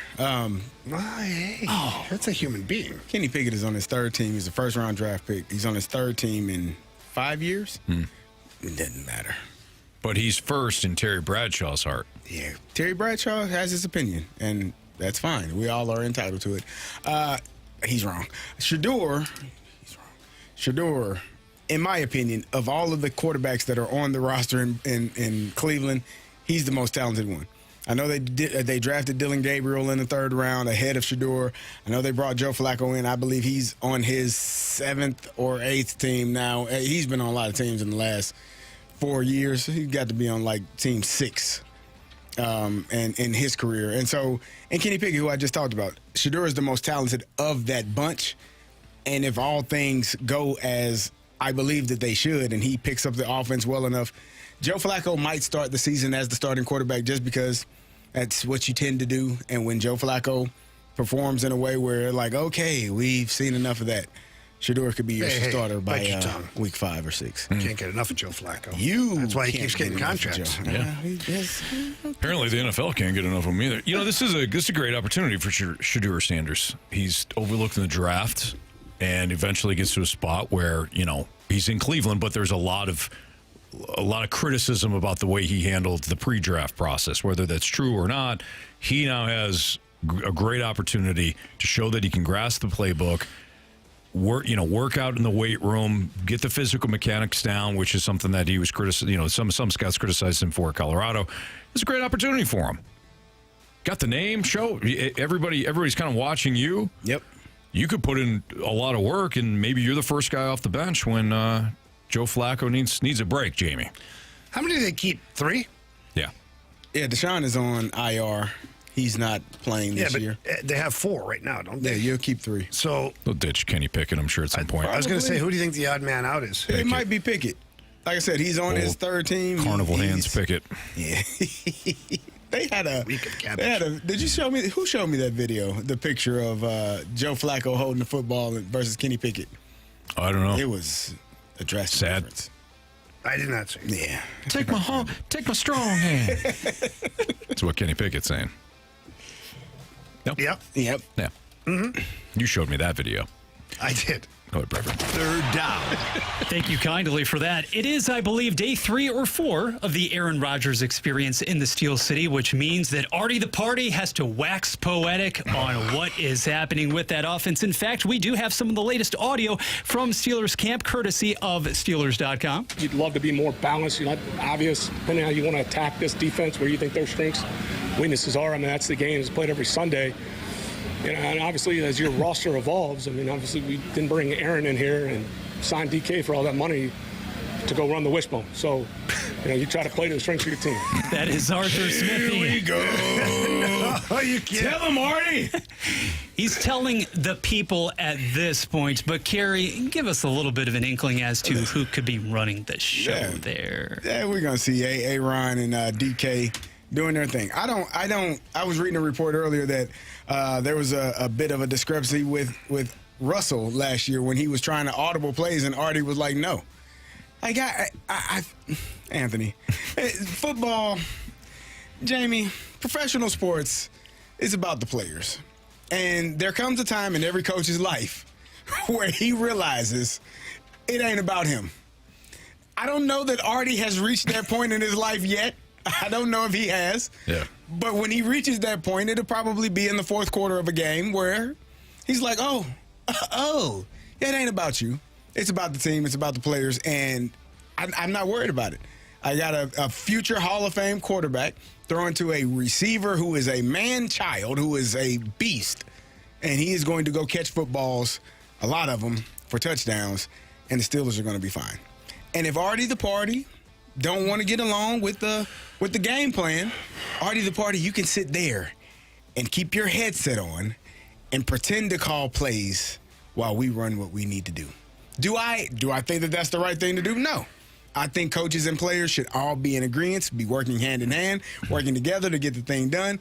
However, if there comes a point, I mean, hell, Jamie said, his favorite quarterback did the same thing for a championship. Bruce Arians was walking around with his headset on, not tied in. Wasn't plugged in. Nothing. You don't have to call anything. Nope. You just sit there and win this championship. And great players will allow you to do that. Hall of Fame players, Anthony, will allow you to do that. Real Hall of Fame players, not the Joe Flaccos of the world. No. It's terrible disrespect for him. No, he's good. Not a Hall of Famer. Already the one-man party. Top 5 in rushing attempts in 4 of his 6 seasons as an NFL play caller. It's going to work out great. Rodgers is going to love working with him. Steelers ranked 4th in rushing attempts last year. So essentially, you hired a guy that loves to just run the absolute crap out of the ball. And instead of, finding a top back, you make a trade for a receiver. They got it back. Jalen Warren? No, they drafted the Caleb Johnson kid. He's going to be really good. Okay. He's special. All right. I thought only special running backs came out of the first round. Nah. No? Didn't come anywhere? Nah. Not anywhere. But, Caleb Johnson. He's going to be good. He's going to be special. Got it. In that offense, the way Artie the Party runs the ball, yeah, wishbone style. Hell, you talking about, Anthony? Wishbone. What are we doing? Fourth down. He was excellent at Iowa. Couldn't tip the Music City Bowl, though, in favor of the Hawkeyes because he didn't play MIZ. Anyway. Oh, Bradford Bruns. Has to bring it back. A few weeks ago. Talking about those Tigers. Good for them. Right next to you, Carey. A few weeks ago, we talked about one wide receiver looking to feel reinvigorated for 2025. That would have been Tyreek Hill. Well, let's take it to the left coast. All things aces right now. Positivity from Davante Adams early in Rams camp, where he's talking about the environment, the atmosphere being the exact opposite of what it has been in his last two spots. The last of which did include Aaron Rodgers, his BFF in New York, but we digress. At this stage, Gary, Jamie, Anthony, how much does Adams have left in the tank as a would-be elite receiver, but more importantly, he's paired up with Puka as well? I think that's the best part. He doesn't have to be the number one. I think Puka is the number one, and we've seen that offense work with Puka and Cooper getting as many. I mean, they throw the ball a lot to those guys. I think if you have both of those guys on opposite sides of each other, or if you line them up on the same side, depending on the play, you are going to create havoc for defenses because Davante is still a guy that can get open, make great plays. We saw that last year in New York. And Puka is Puka. He's going to make some great, spectacular plays as well, and he's going to get targeted 150 times. So I think Davante is loving it. He's like, hell, I am not the number one receiver. I don't have to be. They can be 1A, 1B. He has a guy on the opposite side of him that is going to, garner a lot of attention, which takes attention off of him. I'd be excited. And I got Sean McVay calling plays. Sign me the hell up. It's Fastlane on 101 ESPN, and we've got a returning Gauntlet contestant. It will be Micah, the 10-year-old, accompanied by his father, of course. That's next on 101 ESPN. Start your day with a morning after on 101 ESPN. Get in the know first on everything St. Louis sports with Tim McKernan, Doug Vaughn, and Martin Kilcoy. Listen to TMA weekday mornings from 7 to 11 a.m. on 101 ESPN. The morning after is presented by Brown and Crouppen Law Firm.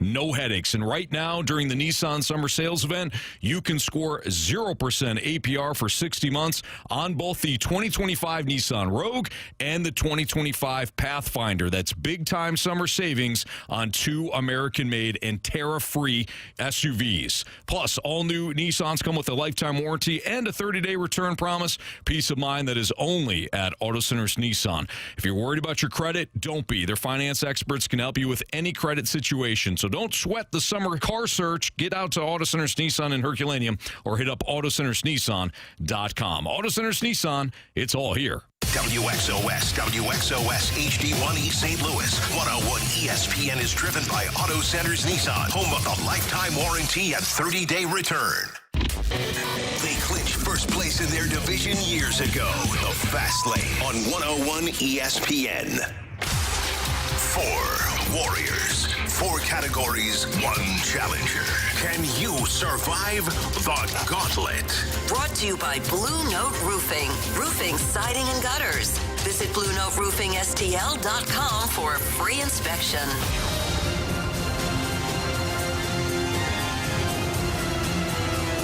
It's Fast Lane on 101 ESPN 404. Your time check brought to you by Clarkson Jewelers, an officially licensed Rolex jeweler with Carey Davis and Jamie Rivers. I'm Anthony Stalter. Bradford Bruns in today for Andrew Marsh. So that eliminates one option for our guys, Eric and his 10-year-old son, Micah, who defeated Carey yesterday in round 1 of the Gauntlet. Guys, how are you? We're doing good. How are you? Doing great. You guys back home or are you still in Columbia? We're at home. All right, good stuff. Is Micah there with you? Yep. All right. What's up, Micah? Micah. Hi. All right, guys. So, as I mentioned before, no Andrew Marsh today. So, would you like to take on me or Jamie Rivers? Stalter. I knew it. Jamie and I were theorizing that you might go with me. We're trying to figure out the strategy. That's all. That's right. Good luck, guys. Yeah, thank you. You too. Thank you. All right, Anthony's going to make his way to the cone of silence. While he does that, Micah, tell Bradford to spin that wheel.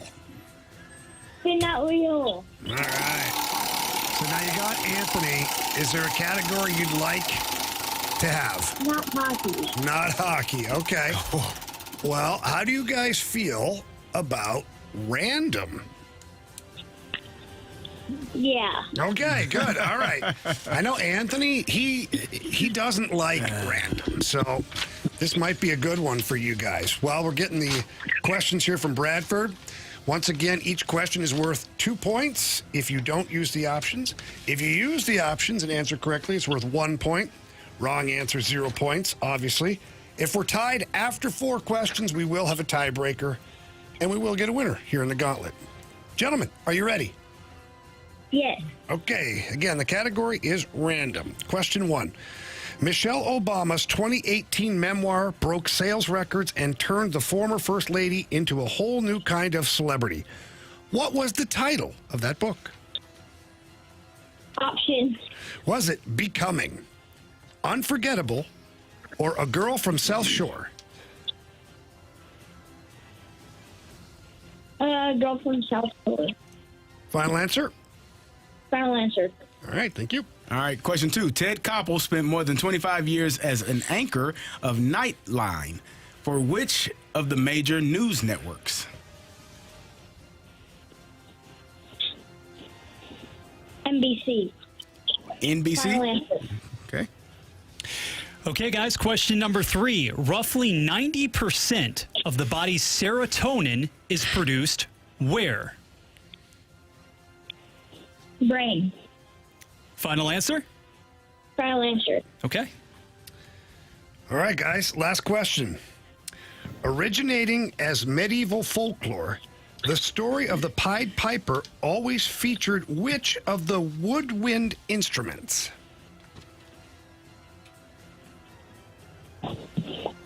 Pipes. I'm sorry? Final answer. He said pipe. The pipes. Pipes. Yep. Can we be more specific with that?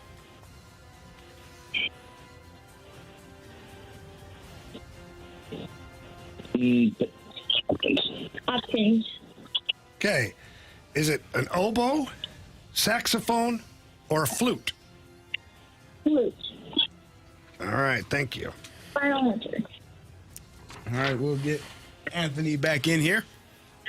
He's in there with T-Bone. They got the party going on there in the cone of silence. All right, Anthony's making his way back in here. He's plugging in his ears. Anthony, how was it in there? A lot of people there today. Yeah, it was good as T-Bone and Grant that were in there with me. Yeah, what are you guys talking about? Oh, how just the dynamics of the BK and Ferrario show. Oh, okay. How things operate, you know. Interesting. Care to basically when give us any details? BK pisses those guys off and what it's like. Okay. Yeah. Is that just every now and then? Just every now and then. Okay. Yeah. Okay. Well, Anthony, your category is random. Good. Back at lunch. Question 1. I hate random. No, you don't. No, I don't. I want random. Yeah, I'm ready. I'm ready. Yep. Question 1. Michelle Obama's 2018 memoir broke sales records and turned the former First Lady into a whole new kind of celebrity. What was the title of that book? Options. Was it Becoming, Unforgettable, or A Girl from South Shore? Let's see here. Becoming, Unforgettable, or A Girl from South Shore. I'll say Becoming. Final answer. Question number 2. Ted Koppel spent more than 25 years as an anchor of Nightline for which of the major news networks? Oh, man. Nightline. Is that NBC? Or was it ABC? Or is it one of the others? That's the question we're asking. Dateline. I think it was NBC. NBC, final answer. Stalt's question number 3. Roughly 90% of the body's serotonin is produced where?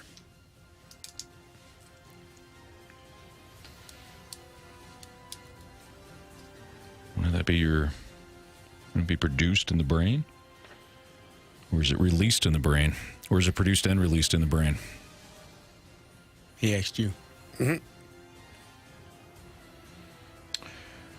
The brain, final answer. Final question.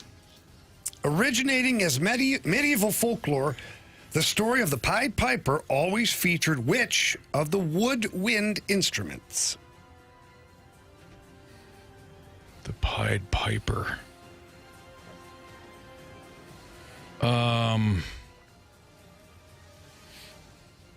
man.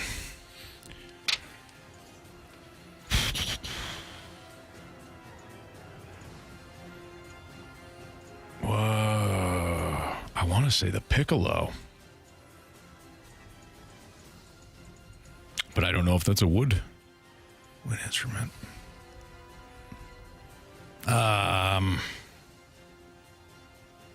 I'll take the options. Was it the oboe, saxophone, or the flute? Oh. I'm glad I asked for that. Just give me the flute, please. Final answer. All right. Let's go in reverse here today. Originating as medieval folklore, the story of the Pied Piper always featured which of the woodwind instruments? Eric and Micah said the flute. Anthony Stalter took the options, said the flute. Carey, answer is the flute. They also used the options. 1-1 after 1. Question 3. Roughly 90% of the body's serotonin is produced where? Eric and Micah, without the options, said the brain. Oh. Anthony Stalter also said the brain. Bradford, where is that located? The brain produces 10%, 90% actually belonging to your guts, the intestines. Get in my belly. Interesting. All right, 1-1 after 2. Question 3. Ted Koppel spent more than 25 years as anchor of Nightline. For which major news network? Eric and Micah said NBC. Anthony Stalter said NBC. Carey, answer is ABC. ABC. Dateline was NBC. Nightline, Was ABC. Okay. 1-1 after 3. Oh, no. Comes down to Michelle Obama's memoir here. Michelle Obama's 2018 memoir broke sales records and turned the former First Lady into a whole new kind of celebrity. What was that? What was the name of that memoir? With the options, Eric and Micah said, A Girl from South Shore. Anthony, with the option, said, Becoming. One of you is right. Eric, Micah. You have chosen poorly. You lose. Not today. It is Becoming. Anthony, how do you feel beating a 10-year-old boy? You feel Honestly, like a man, do you? In random. Here's what I know about our listeners, especially Eric and Micah. They don't want it for free. No. They want to go down swinging. So No, you can try to mask it any way you want. I feel good. Nobody's safe. I feel good. Micah, sorry, buddy. Anthony's just mean. He's a mean old man. His head is turned. He's disgusted with himself. He's on to Cincinnati, huh? Micah's already discussed what you did. Oh, no. Yeah. He'll be all right. Top of the world yesterday, birthday, and a gauntlet victory. And today, Anthony, you had to ground this young man. Here's the thing, though, as Eric knows, as soon as he comes through, you become 10. You basically have to face the world. And this is part of it. Yeah. Eric, I'm sure you had the conversation this morning. Absolutely. Tomorrow we're going to go over financial debt, Mike, for sure. But Can't get if he started does too have early. problems, all he has to do is call our guy Stewie from Stewart's American Mortgage Corporation. 314-324-4440. Yeah, or Google the bagel. Yeah, that's right. Eric, Mike, great job. Appreciate you listening. We'll talk to you again soon, hopefully. Yeah, absolutely. Thank you guys so much for having us on. Thank you. No problem. Great talking to you Nice guys. job. See you, Micah. You too. Good job. I am taking a beating in the snake pit. You should. An absolute beating. Poor Anthony kid to just the started summer, too. Anthony to the penalty box. Have a great rest of the weekend. If he was 11, Anthony loses. Shame on you, Anthony. Damn it, Anthony. Anthony's a bully. Oh, man. Anthony would have done well on Are You Smarter Than a Fifth Grader? Probably not. Yeah. This kid's probably crying. Go fast lane yourself, Anthony. Anthony Micah's turtle just got run over. Oh, man. Yeah, this is tough. Man. I still feel good, though. I never win at random. Oh, as long as you find... You don't care? Yeah. He says again. I think the point is that I'm trying to make is it's about me. You know? Clearly. I don't win random. I'm glad you have to go through this. Because remember what I went through with Reed? Ashley's flight? Oh, yes. We got random and... Yeah, God. Yeah, so Reed, who is Jamie's girlfriend's son, he was on the gauntlet. Yeah. And Jamie beat him like a rented mule. And people were just hammering Jamie. Because it was random. They're like, the kid doesn't know what happened in 1967. They're all over me. Yeah, just... I went home and ridiculed. Took a beating there, too. Came back the next day. Said, okay, Reed, what category? He said, hockey. I was like, are you sure? Yeah. Yeah. Then I couldn't. Sorry. Life's tough. It's full of losses. Yeah. Learn how to get over it. Be a better man quicker. A couple of those. I mean, Frick James, nobody's safe. Nobody. John does say, glad you feel good about it. DLW 1904, Anthony's beating up a 10-year-old. In the gauntlet. In fairness, they picked you. Yeah, very true. Good call. Yeah. Did Billy Madison not have to show those guys the ropes Seriously. at a young age? Absolutely. Great documentary. Lots of learning. Moments. Yeah. Yes. Multiplication? Mahomes' long Science? body does say, first rule of the fast lane is no one is safe. Yeah. You know what? Includes They did great. small children, women, too. They did great. They did. They did awesome. I don't know. I'm not doing... Do you feel you good? Oh, yeah. Yeah. Okay. No, I'll sleep like a baby tonight. Yeah, no issues. Trying to go home and celebrate. Might. Honey, I did it. I did it in random. Hey, Killian. Good. Hey, Killian. Killian, come over. Want to arm wrestle? Killian, let's go outside. We'll Dad play needs tackle another football. victory. All right. When it's all said and done, who will have the better legacy in St. Louis? Will it be Doug Armstrong or John Mozeliak? I may have teased this yesterday. We never got to it. That happens. That's next on 101 ESPN. At the end of the day.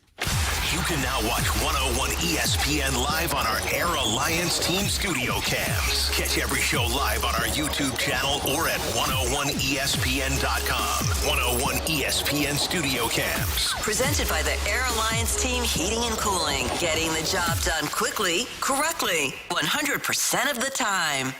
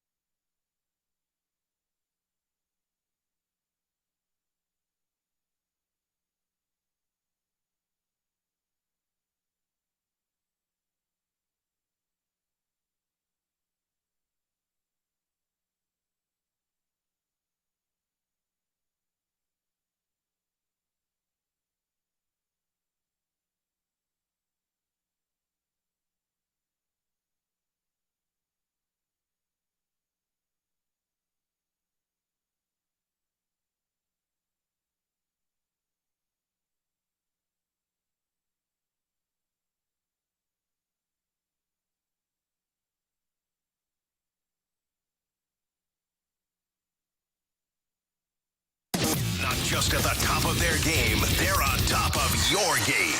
Their game, every game. This is the Fast Lane on 101 ESPN.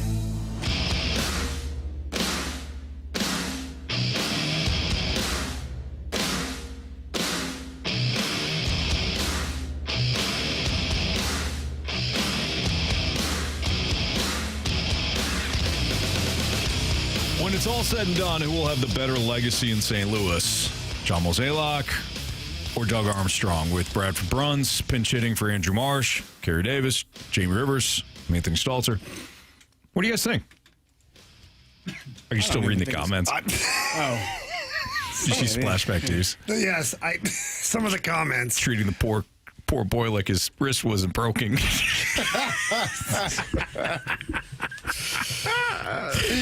Welcome to Anthony Stalter's reading of Hansel and Gretel. Spoiler alert, they don't escape. Oh, man. The snake pit's on today, man. Everybody's fired up. Yeah. Anyways, all right, better legacy. Okay, so when I first heard this question, I thought, oh, man, this is going to be a landslide. Like, oh, Doug Armstrong for sure. But I think that you have to go back. You have to go full body of work here. And John Mozeliak's full body of work is not bad. Mm-hmm. I mean, the Cardinals, up until the last couple of seasons, have always been consistently in the playoffs or right there at the end of the season where they're like meaningful games, right? Right. Blues have had a couple of seasons, not so much. You know, there's been some things that you know, the Alex Pietrangelo where he lets him walk and like. Mm-hmm. I do think, for me, overall, I think that Doug Armstrong's legacy is better, just because when Army came on board, he wasn't handed a fantastic team. And where I think John Mozeliak, everybody talks about, well, that was Walt Jocketty's team. Right. So he gets no credit for that one. Which is a shame. Which is a shame, because he still had to, he still was manning the ship while that 2006 season was happening. And with all due respect to, the late, great Walt Jocketty, my comment has nothing to do with Walt, but Walt he didn't make the trade in 11 to completely reshape the bullpen like Mo did. Yeah. Like Walt had incredible success here in St. Louis, incredible general manager. But Mo should deserve plenty of praise for what he did in 2011. It is interesting, though. Both of them have titles. Yeah.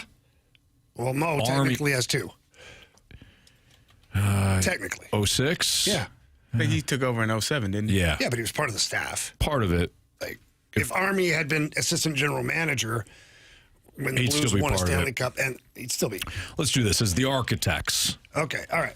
They each have a title. Army brought the first one, though, to St. Louis. How much weight does that carry? Well, he'll forever be remembered. Like, forever in the history. Yeah. People may not remember who brought the 2011 World Series here. Right. Who was that? Jocketty still? Or was Right. that... no, it's John Mozeliak. Oh, Mm-hmm. okay. But everybody on that team from the 2019 Blues will be remembered. Craig Berube, Doug Armstrong, Alex Pietrangelo, Alex Steen, Jordan Binnington, like forever remembered. Yeah. It's tough. It's a tough question. It's a good question. I don't feel like it's that tough. You think it's Army? Yeah. Because if you're talking about legacy, you're talking about how people view you. Mm-hmm. And that's a despite good point. winning a championship for Mozeliak, people don't view him with high regard. Yeah. They view Army, I think, with more.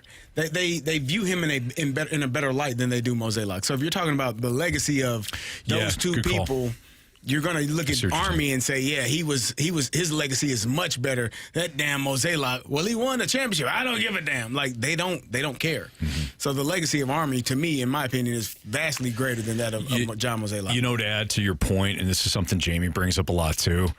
It's kind of, and this is unfair. It really is, to judge somebody by their demeanor or how, like, what they do makes us feel. But Cardinals fans largely feel as though that Mo has always talked down to them. Mm-hmm. I think Mo's just being himself, and I'm not even throwing him a shot. Like, that's just who he is, his personality. Like, somebody that he's very intelligent. Yeah. Sometimes he's not relatable, and that, as your, blue-collar St. Louis sports fans, doesn't come across great. Yeah. Whereas Army literally said he wants to see his team take a knife, stab it through the eye, into the brain, and kill their opponent. A little more relatable to the blue-collar St. Louis sports fan. They're like, yeah, that's my GM. You're right. Jamie, you have often talked about almost the presentation. And both guys, it's not really comparable. It's the approval rating, right? The approval rating. It's not even, I think Carey's onto something. If you compare their wins and losses, championships, good trades, bad trades, good signing, bad signing, it's probably pretty darn close. Mm-hmm. Probably like identical in some aspects. Mm-hmm. But when you take in the approval rating of, what do you remember about Mo? Well, that guy, like, oh, Mr. Bowtie. Like, people automatically go to, 1, his appearance, 2, the way he talks, or 3, the fact that, he lies. Doesn't tell us anything that's going on. They fluff everything. Yeah. Whereas with Army, they're going to remember that he came in, he was ruthless at certain times, to let the people know what the plan was, brought a championship here, and continued to make ruthless moves. Broberg, Holloway. Mo doesn't have that in his back pocket where he's made an unbelievable move. Now, like the Goldschmidt one was a nice trade for sure. And Arenado was basically gifted to him because Arenado pretty much held a gun to the Rockies and said, I want to be traded, and I want to be traded to the Cardinals. And, of course, the previous Rockies GM that made that deal was hammered when he made that trade. Absolutely ham-sauced. Yeah. Off a bottle of bourbon that Mo sent him. Yes. So Mo gets some credit for that. Yeah. But yeah, so I think the approval rating will mean a lot as far as legacy is concerned with these two individuals. You just goes, just Stalter just say we're not intelligent? I responded, I was just talking about myself. Great point by Splashback Deuce. He says, Army didn't have a farm system that disintegrated under his watch. He's right. Frick James, Army took over a crap show and brought us a cup. I also think that, and I don't know if this is the number one knock against Mo, but in fact it isn't. The NL Central, I've pointed this out a lot. The NL Central, you're competing against one team every year. Mm-hmm. That's it. Now those teams might rotate, and the Cardinals do deserve credit for being the one consistent competitive team, but it's always just one team that you're going up against. The Brewers for a stretch, the Reds for a stretch, the Pirates for that 1 year. The Cubs had their time. Now it's the Brewers again. You've really only had to fight against one team. You have been in a division that has been largely uncompetitive. And you've had success, but you do wonder if there was a more competitive, savvy GM, if he could have done even more with this Cardinals franchise over Mo's term. Well, you wonder, but again, Mo will take the shrapnel for whatever ownership wouldn't let him do. Mm-hmm. Yeah. That's just the bottom line, because we don't ever get the DeWitt family sitting at the podium talking about player trades and signings and things like that. What they're planning, they don't. Yep. They send Mo out there to talk to the people because he's a representative of the ownership, which is fine. And I'm not saying Mo would have had some unbelievable signings or blockbuster deals, but I can't say that he wouldn't have if he was under certain constraints too. If the ownership said, no, we're not spending that kind of money, then Mo can't go get that player. Absolutely. If you're right, if they loosen the purse strings, could Mo be more like Dave Dombrowski? Absolutely. I bet you Mo would have loved to live his life like that. I've made this point before. I haven't heard any general manager that doesn't want to sign the best player. Mm-hmm. That person does not exist. Mm-hmm. I agree. So there is, to Jamie, your point, and something we've discussed. He's got a boss too. He's going to be budget savvy. Has he always made the right call? No. He's had a lot of good success, but I think if you compare the two, I think Army probably, as we're saying, would have the better legacy. It's Fastlane on 101 ESPN. If you want to leave us a mic drop on that too, you absolutely can. Feel free to leave us a mic drop via the Dobbs Tire and Auto Center's 101 ESPN mobile app. If you've got thoughts that you don't want to text in, is a little bit more long, you want to mic drop us, feel free. Yeah, or a mic drop if you have any comments about Anthony Stalter beating a 10-year-old in the Gauntlet. And his father. I don't think we should overlook Eric. You beat the 10-year-old right in front of his father. I mean, that's gutsy. I think you're helping his case. He's nice, more excited. He's like, yeah, I did actually beat two of them. It's just stating fact. I'm not trying to pump up. I'm not trying to glorify Anthony taking a 10-year-old behind the woodshed. But what you're doing for him is not what you think. It's actually giving him steam. Well, he looked a little down, disappointed. We got another hour and a half of radio here. We got to get going enthused by that. From what I know of Eric, which is about 20 minutes now, so I know him pretty good. We're bros. We're pretty much homies. He wanted that for Micah. You think? Yeah. Learn it early. Absolutely. Get it out of the way. Yes. Learn what it feels like to not succeed. And be close, too. Yeah. No, beat him by one. Yeah. This is true. Lot to look forward to. Yeah. Mm-hmm. Yeah.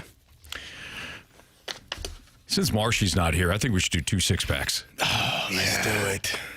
Should we do that? No, he can't complain about it. He can't complain about it. He can't complain. Marsh has been the one that has nixed the second 6-pack. Yeah.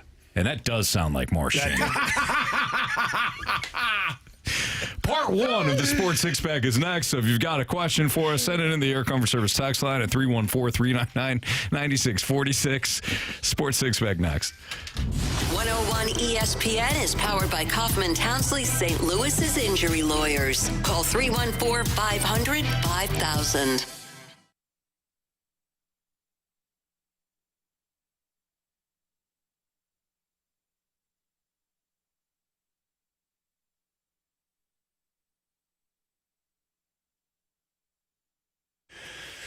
Circus Sports always got great things going on, and right now, by the way, you can get in on Circa Million 7 and Circa Survivor. 2 great contests, $21 million in guaranteed prizes. Also, remember, there's no rake. So if entries go above the guarantee, all that money, right back into the prize pool. Entries for this, both of these things started May 23rd, and they will end September 6th at 2 p.m. But remember, you got to be at the casino in Las Vegas, Nevada to get in on the contest. Once you register and get signed up, then you can manage it right there from the palm of your hand with the Circus Sports Illinois app. Unbelievable money lines over there on the app. They've got the best odds, too, of any app that's out there. You don't believe me? Download the other ones. Check it out. Better odds mean bigger payouts, high betting limits as well, user-friendly. All of it is there.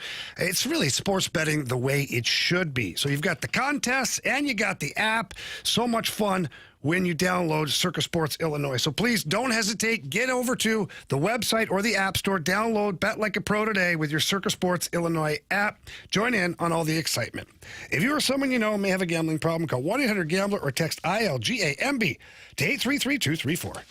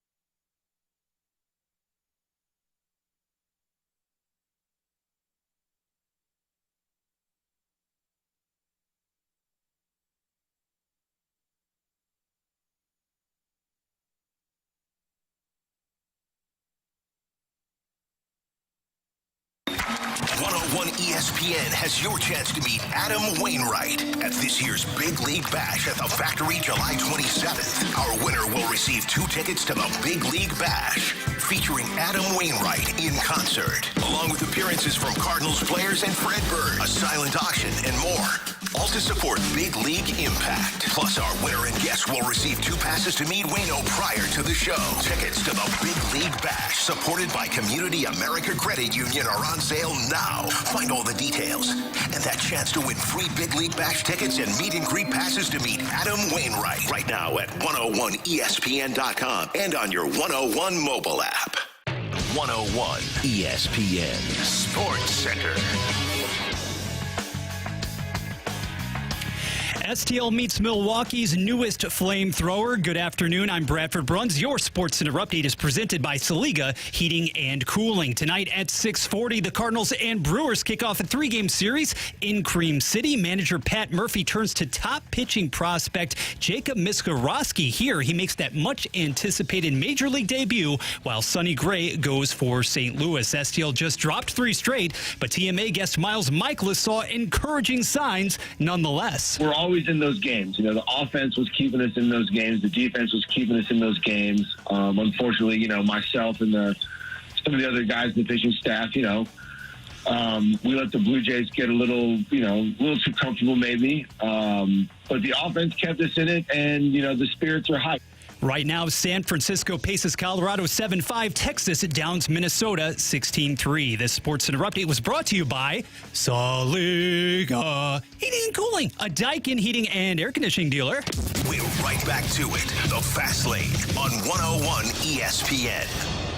I have a question. It's time for the Fast Lane to answer your sports questions. I want to ask you a bunch of questions, and I want to have them answered immediately. Asking me all these weird questions. Answer the question. Answer the question. Answer me! The Sports Six-Pack is refreshed by the Finnish Long Drink, Finland's best-kept secret. A sparkling citrus beverage made with real liquor. Visit thelongdrink.com. Must be 21 years of age or older. Drink responsibly. I love our breaks. You never quite know what you're going to get in a break with the Fast Lane. Could be an inappropriate comment. Bradford. Jamie. Had a few of those today. Could be CD just saying, I'm not Fast Lane leaving. And nobody knows what the context is at all. The Wolf of Wall Street. Oh, I know what that is, but like, what were you? I don't know. Sometimes we know what it's from, but what's the context? I just blurt out random things. I had no reason to say it. No.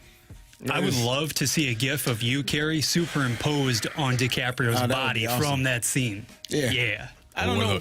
Dude, some of the AI stuff is trippy. Yeah, it's kind of scary. With like Aaron Rodgers' face on the water boy. Yeah. You ever see that one? I haven't seen that one. No, I haven't seen that. It's like spot on. Every time I see you one, think it's Aaron Rodgers as the water boy. Every time I see one that's a fake, the AI thing, I'm like, oh my. Like, this crap could start a war. Like, I don't mean like literal war, like just 2 people. Like, a real war. Well, maybe a real one.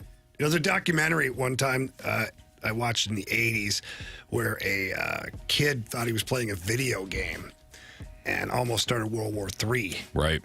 Because there was a computer that had artificial intelligence, and it started to simulate war against the Russians. Yeah. And the Russians thought that the U.S. had launched nuclear weapons, and they were going to launch weapons back. And that little boy had to figure out the password to the mega computer, and it was a great documentary. Never seen that one. Yeah. You have to. I think it's on Netflix. Okay. I'll check it out. Question 1, please. Question number 1. Gentlemen from the 314 and from the Gridiron. The question is, why is Ashton Genty, despite the hype, why is he so hyped on a team that lacks a quarterback, an offensive line, and wide receivers who can spread the field? That is courtesy of the 314. They got Geno Smith. They got Geno Smith. And they got Brock Bowers. Yeah. Don't you worry about anything else. Doesn't play receiver, but, But according to you, some tight ends are actually receivers, so it's kind of a technicality there. Actually, Jacoby Myers was more good, of a receiver than a tight end, kind of like you think of the other guy. And the other guy that plays Travis Kelce? And the other guy that plays for your team. Yeah, but Kyle Pitts is a unicorn, and some people are like, "Oh, he's a unicorn. He's amazing. Nobody's like him." That's because he can't play. There's no comparison. There's no comparable. Can't play. Yeah. I think Geno Smith is certainly a massive upgrade over what they had a year ago. Bradford took some snaps. I took some snaps for Vegas. Carey, you did as well.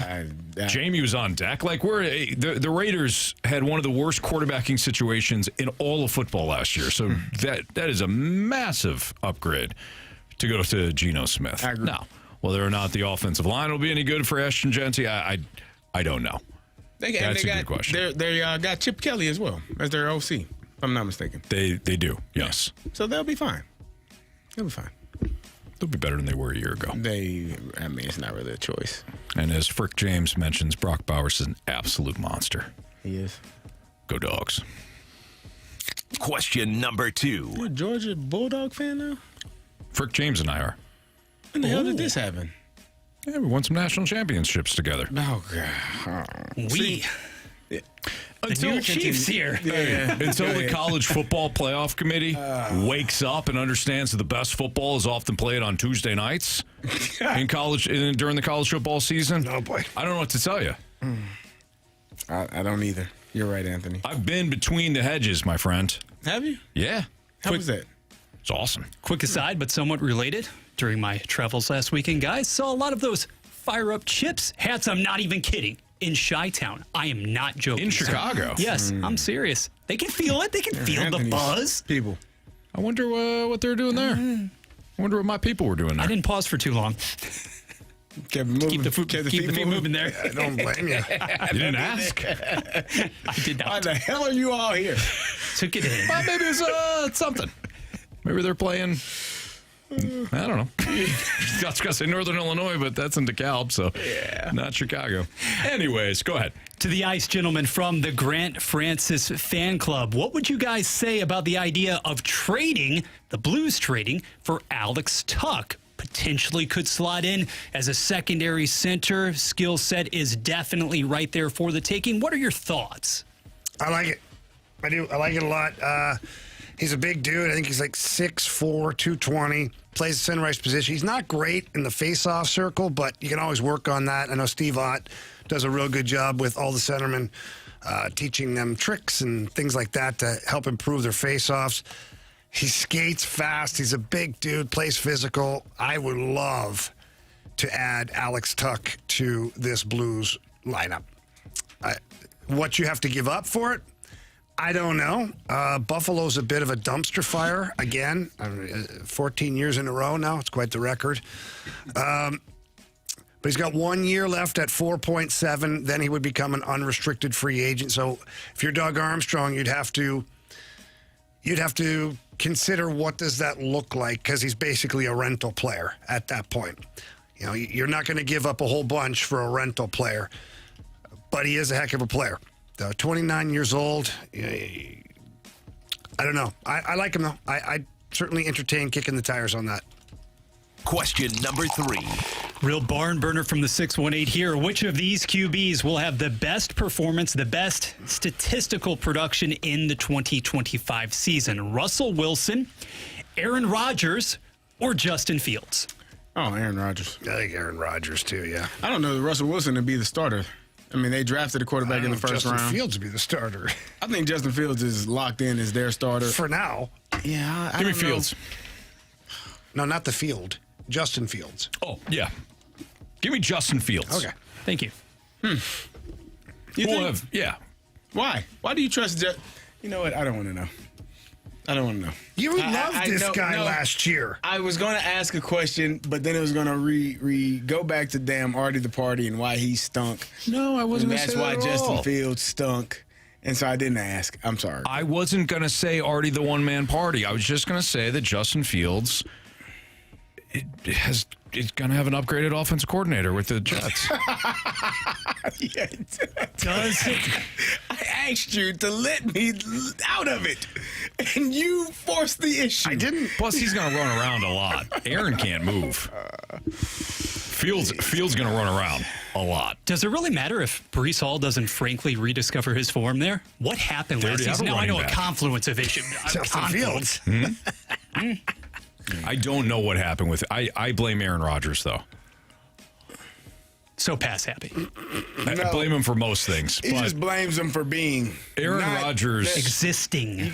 How do you take a talent like Breece Hall and turn, and quite frankly, Garrett Wilson and some of the other toys that he had, and turn them into garbage?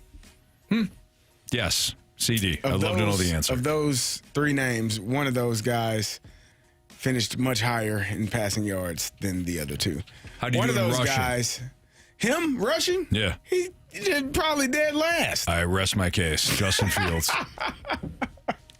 Okay. And to make matters worse, too, and this was on Aaron's boy, somehow Allen ended up getting more than change of pace carries. Right. I mean, seriously, Yeah, we're Braylon minimizing Hall to go to Braylon Allen. Seriously.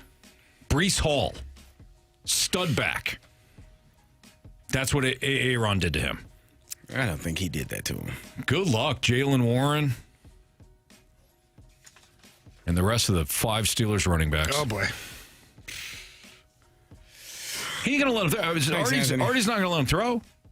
You think Artie's going to let Aaron throw? Do you think that Aaron's going to do whatever the hell he wants. My man.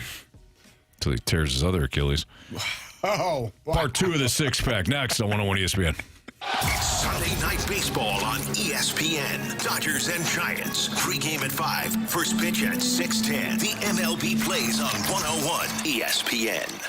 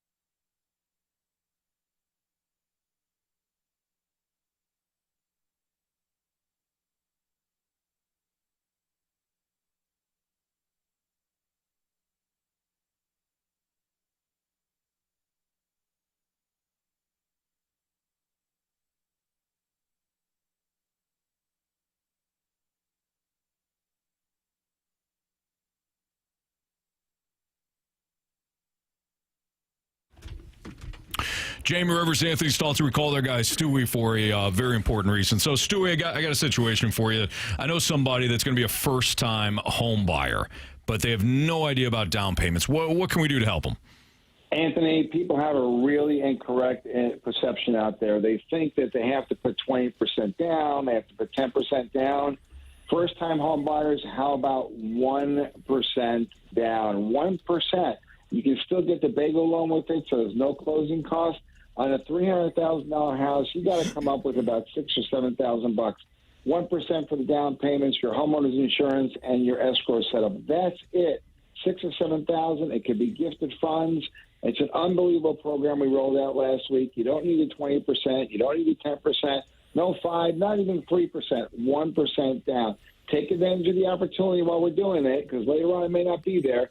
Later on, refinance for free with the bagel loan. We'll watch it for you. So many options. Own your own castle today. We can help you make it happen. Take advantage of Stewie's personal cell phone number as well. Stewie wants to help you out immediately, but he can't help you if you don't call him. That number's easy to remember. It's 314-324-4440. Again, 314-324-4440. Pick up the phone, call him, text him. He's going to help you in any way he possibly can. If you can't remember that number, Anthony, what can they do? Well, Stewie makes it easy. You can always Google the bagel loan. Thanks, Stewie. Keep up the great work. Have a good night, guys. NMLS number 226715.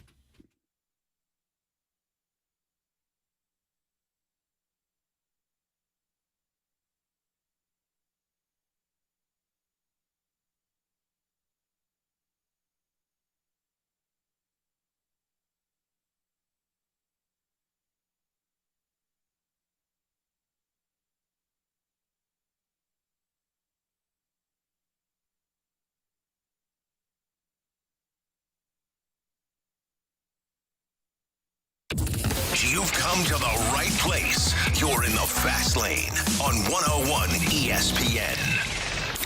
I have a question. It's time for the Fast Lane to answer your sports questions. I want to ask you a bunch of questions. I want to have them answered immediately. Asking me all these weird questions. Answer the question. Answer the question. Answer me! The Sports Six-Pack is refreshed by the Finnish Long Drink, Finland's best-kept secret. A sparkling citrus beverage made with real liquor. Visit thelongdrink.com. Must be 21 years of age or older. Drink responsibly.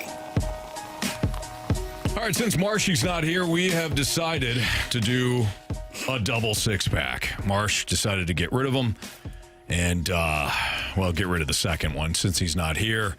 And our guy Bradford Bruns is in. We're free. We can do a second six-pack, guys. Jamie, I know you're excited. Bradford, thrilled. go ahead. Question number 4.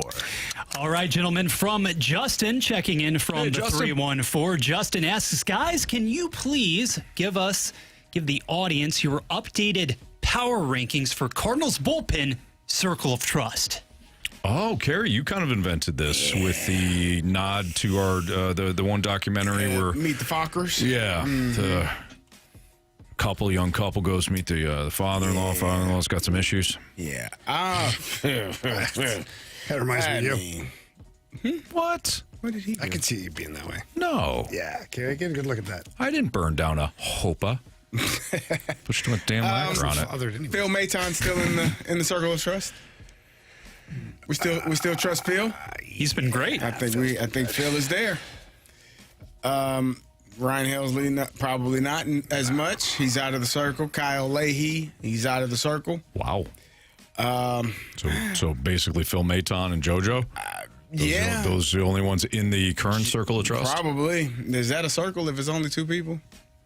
If you hold your hands like this, you can make a circle. Oh, that's true. Yeah.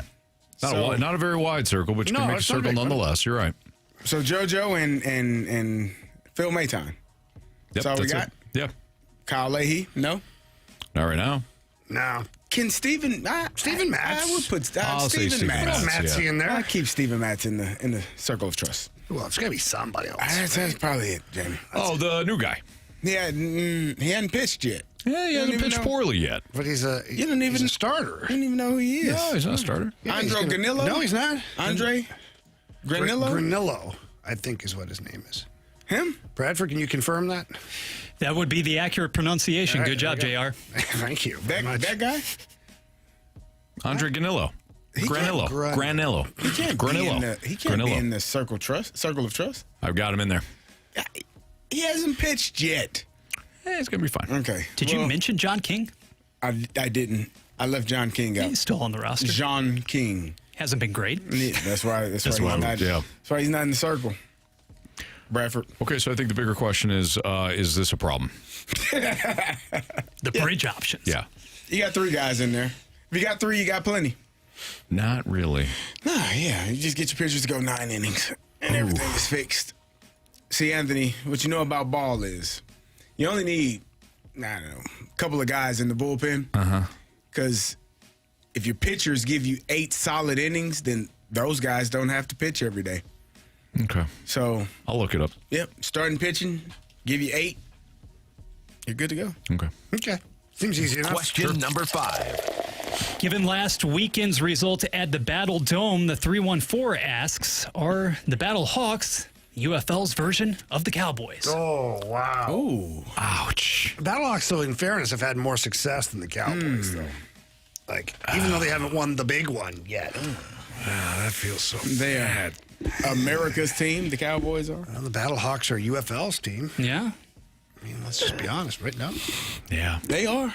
They are the standard. Yeah. It needed to happen this season for multiple reasons. It needed to happen. The championship or how it ended? Oh, I thought you meant how that game ended against DC. Needed to happen. Nobody needed that. Oh. Yeah. Okay, so I'm with Chester. Snake pit. He goes, that hurt too soon. I agree. I can't go there. I don't think they're like the Cowboys. No. Like, I'm upset. I'm not disappointed, though. Like, I don't feel like it's an ish show for the Battlehawks. No. You know what I mean? Right. Like, maybe I am disappointed, but it's not the same I kind. had high expectations and But I don't know how high my expectations were when they didn't bring back A.J. McCarron. And I'm not anointing him as like the league MVP, but he was a recognizable name, and they decided to go in a different direction. I was kind of like, let's see how this works. And then, quite honestly, the team exceeded expectations, especially after a bumpy road at the start of the season.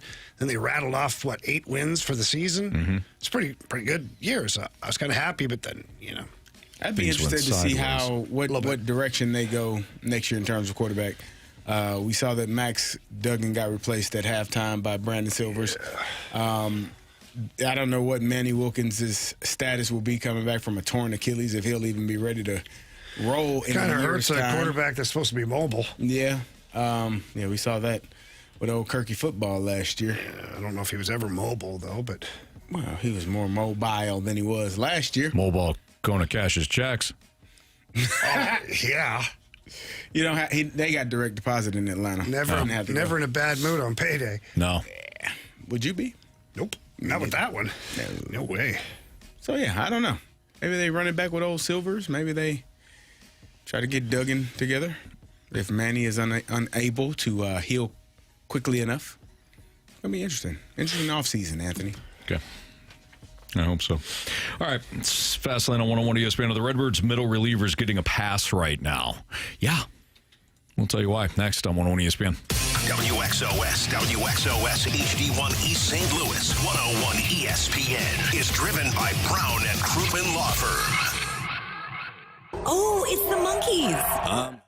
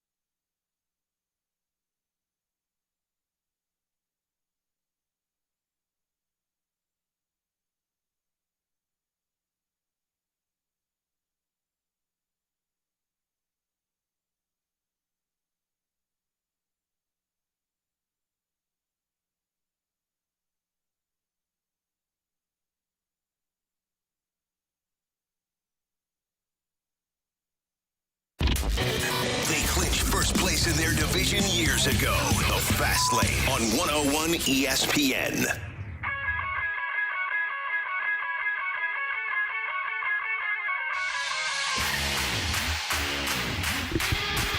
504, your time check is brought to you by Collection Jewelers, an officially licensed Rolex jeweler. It's a Fast Lane on 101 ESPN. Is the rest of the relief corps getting a pass because of Ryan Helsley's struggles? Listen to these numbers that our guy Bradford Bruns pulled. Prior to yesterday's stellar work from O'Brien and Roycroft, and Roycroft was sent down today, the Cardinals bullpen had allowed 10 runs over its previous 11 innings. Helsley in the month of June, 3 innings of work, 6 home runs, 3 earned runs, 9.00 ERA, and a 2.33 whip. John King's last 3 outings, 3 innings of work, 3 hits, 2 earned runs.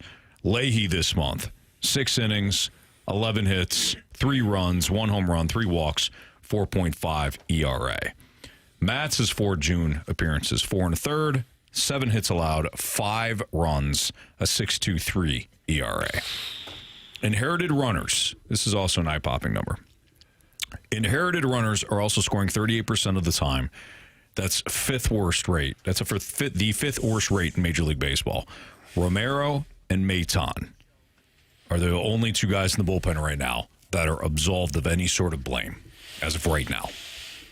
But because Ryan Helsley is the closer, and of course you get both a massive amount of praise and criticism, he has kind of shielded the rest of the bullpen, which has been below average in June, to say the least.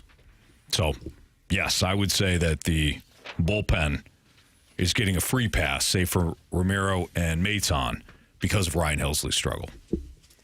Well, people are going to look at the closer, and I think the most eye-popping thing is the blown saves. Like, you know, you bring him in, you play the music, you turn the lights out, like you expect the game to be over when he comes in the game, and for whatever reason he struggled his last few outings, Ryan Helsley has. So I think that when you look at him, you're definitely going to look at him more than the other guys because that's the reason why he's here, right? You expect him to seal the game. It's supposed to be over. When he comes in, the game's supposed to be over.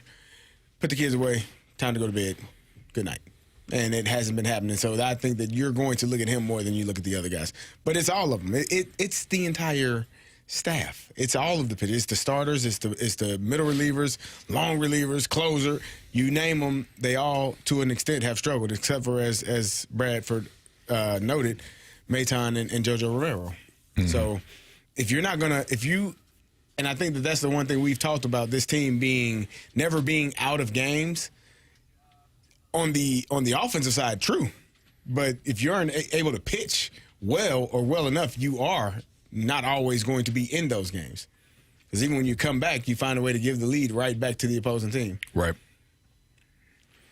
Yeah, it's the pitching overall has been the problem right now for the Cardinals, and you're just not getting the same consistency you were getting earlier in the year. And I'll just go back to what we were saying then is you're primarily a pitch-to-contact team. Now, I know we just came off a couple of series against, a couple of the teams that barrel the ball the most in all of Major League Baseball, but this is what happens when you are pitch-to-contact. If a team is either good hitters or even somewhat lucky, what do you do? Yeah. If you don't have the guys with lots of swing and miss, then you're sitting there.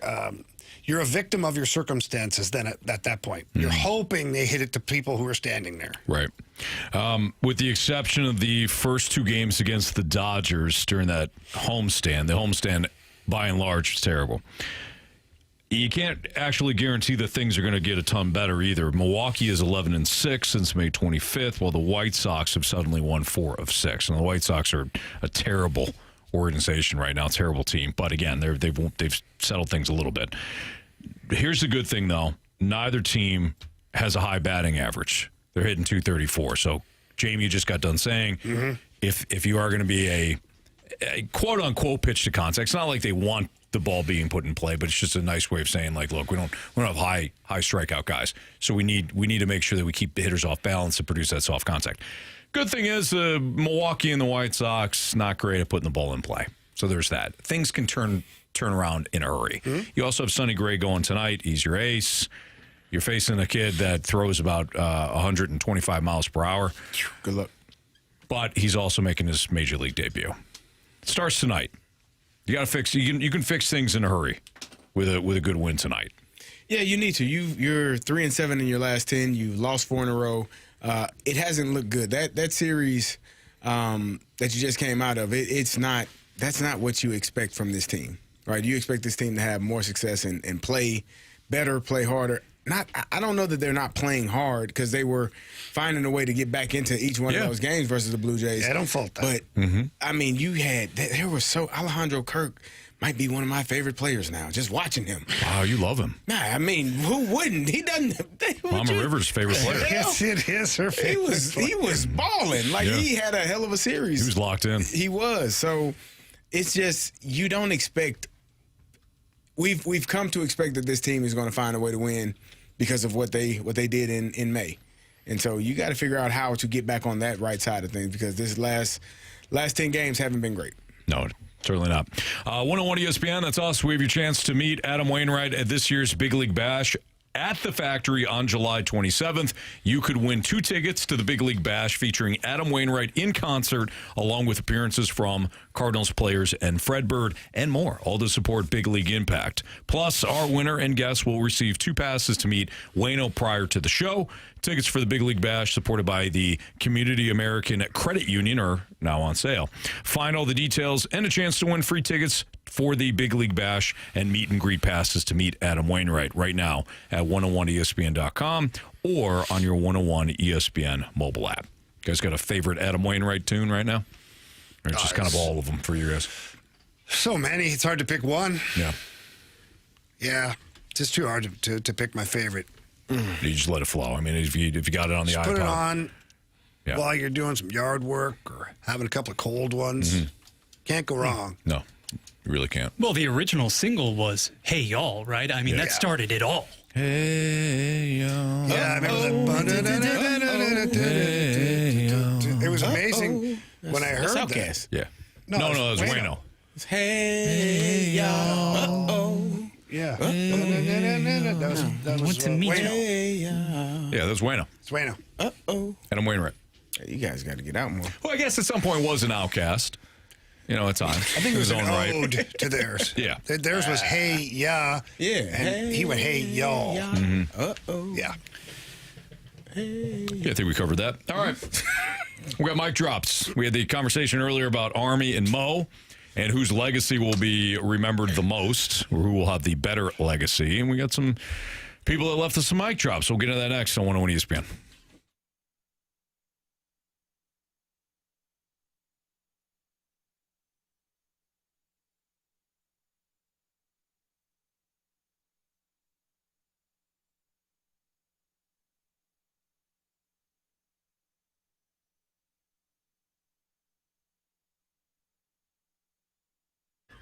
Well, car shopping sometimes can feel overwhelming. You drive all over town, you're tracking down the right vehicle, you're juggling prices and different promises, and you're trying to make sure that you find the best deal and the best vehicle for you. But at Auto Centers Nissan, they make it simple. They've got over 1,000 new and used vehicles, all in one convenient location, right off I-55 in Herculaneum. No running around, no guesswork, just easy. And if you look at AutoCentersNissan.com and you find a vehicle, they'll have it for you at Auto Centers Nissan.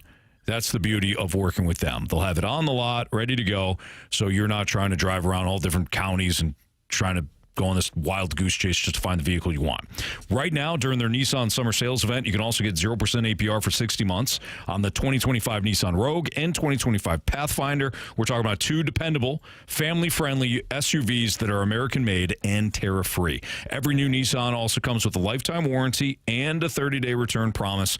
We're talking about peace of mind, whether it's your first car or perhaps your next family vehicle. And if you're worried about credit, don't be. Their financing experts will work with all credit types, and they'll treat you with the respect that you deserve. So skip the stress. Stop by Auto Centers Nissan in Herculaneum or browse online at AutoCentersNissan.com. Auto Centers Nissan. It's all here.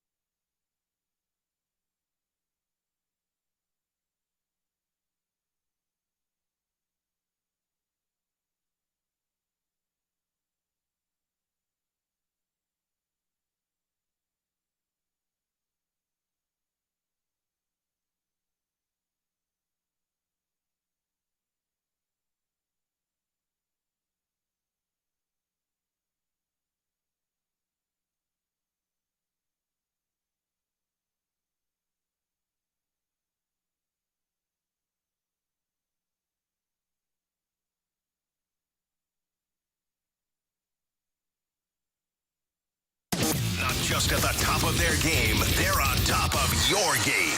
Their game, every game. This is the Fast Lane on 101 ESPN.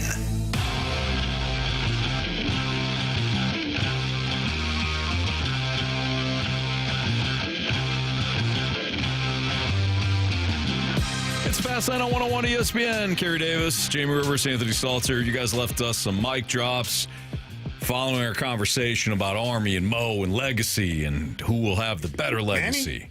Manny? Who? Manny legacy? No, not Manny legacy. Okay. No. Right. No, just legacy. I got confused. My bad. Yeah, you're all right. Let's hear from Jeremy first. Army has a better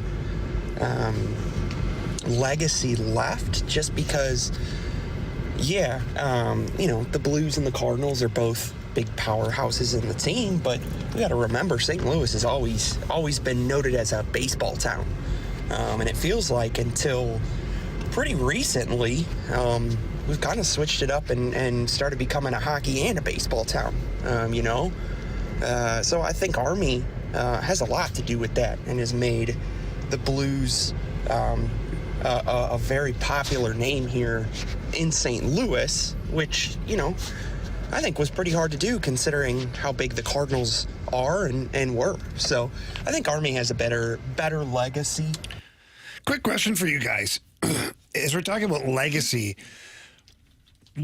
both Army and Mo have selected their next predecessors. Their predecessors, right? Will that factor into the legacy? Like Mo having Chaim Bloom take over after, Army having Alex Steen take over. If Chaim Bloom is a rock star with all this and puts together a great team, will Mo get credit for that? Will that be part of his legacy? No, absolutely not. Okay, if Army, then let's flip it. If Alex Steen is a horrible choice, let's just say, and makes some bad trades, the Blues, the rebuild turns into the retool turns back into a rebuild, all that stuff. Will that taint Army's legacy? I say no. Okay. Successor? Predecessor. Oh, that'd be the first. My bad. Thank you, CD. My bad. Carey, that's supposed to be me. That's supposed to be me. I'm just about to get on you. Where the hell were you? Yeah, we're on that one. The YouTube audience saw the face. YouTube saw the face. Predecessor would have been before. That's on me. I was just wondering. And also Bradford. If that would play into it at all. It's an interesting question. Here's why I say no and yes. Will Mo get any credit for Bloom? No, because that credit will go to Bloom, and it'll go to, hey, the Cardinals are smart. Their ownership is smart. Look at them. Good thing they overcame that. You know what, Mo? When it comes to Army, I think he would be absolved of the Steen thing because it would just be, Alexander Steen was too inexperienced, and what did they expect? He was a former player, and I don't think. Then let's flip it. What if Steener does an amazing job? No. Okay.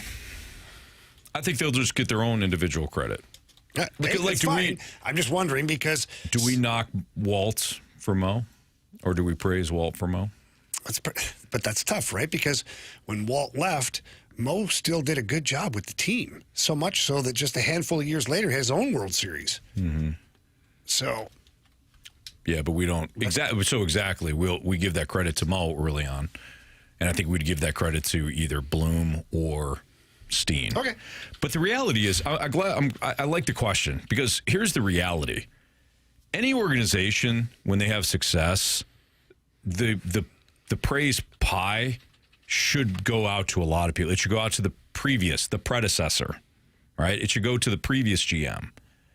I guarantee you there are players on that roster, if they won, that were hand-selected by absolutely the previous the previous Most GM. of the time, that's the way it is. Yeah. Absolutely. So then it goes to it also goes to the current GM.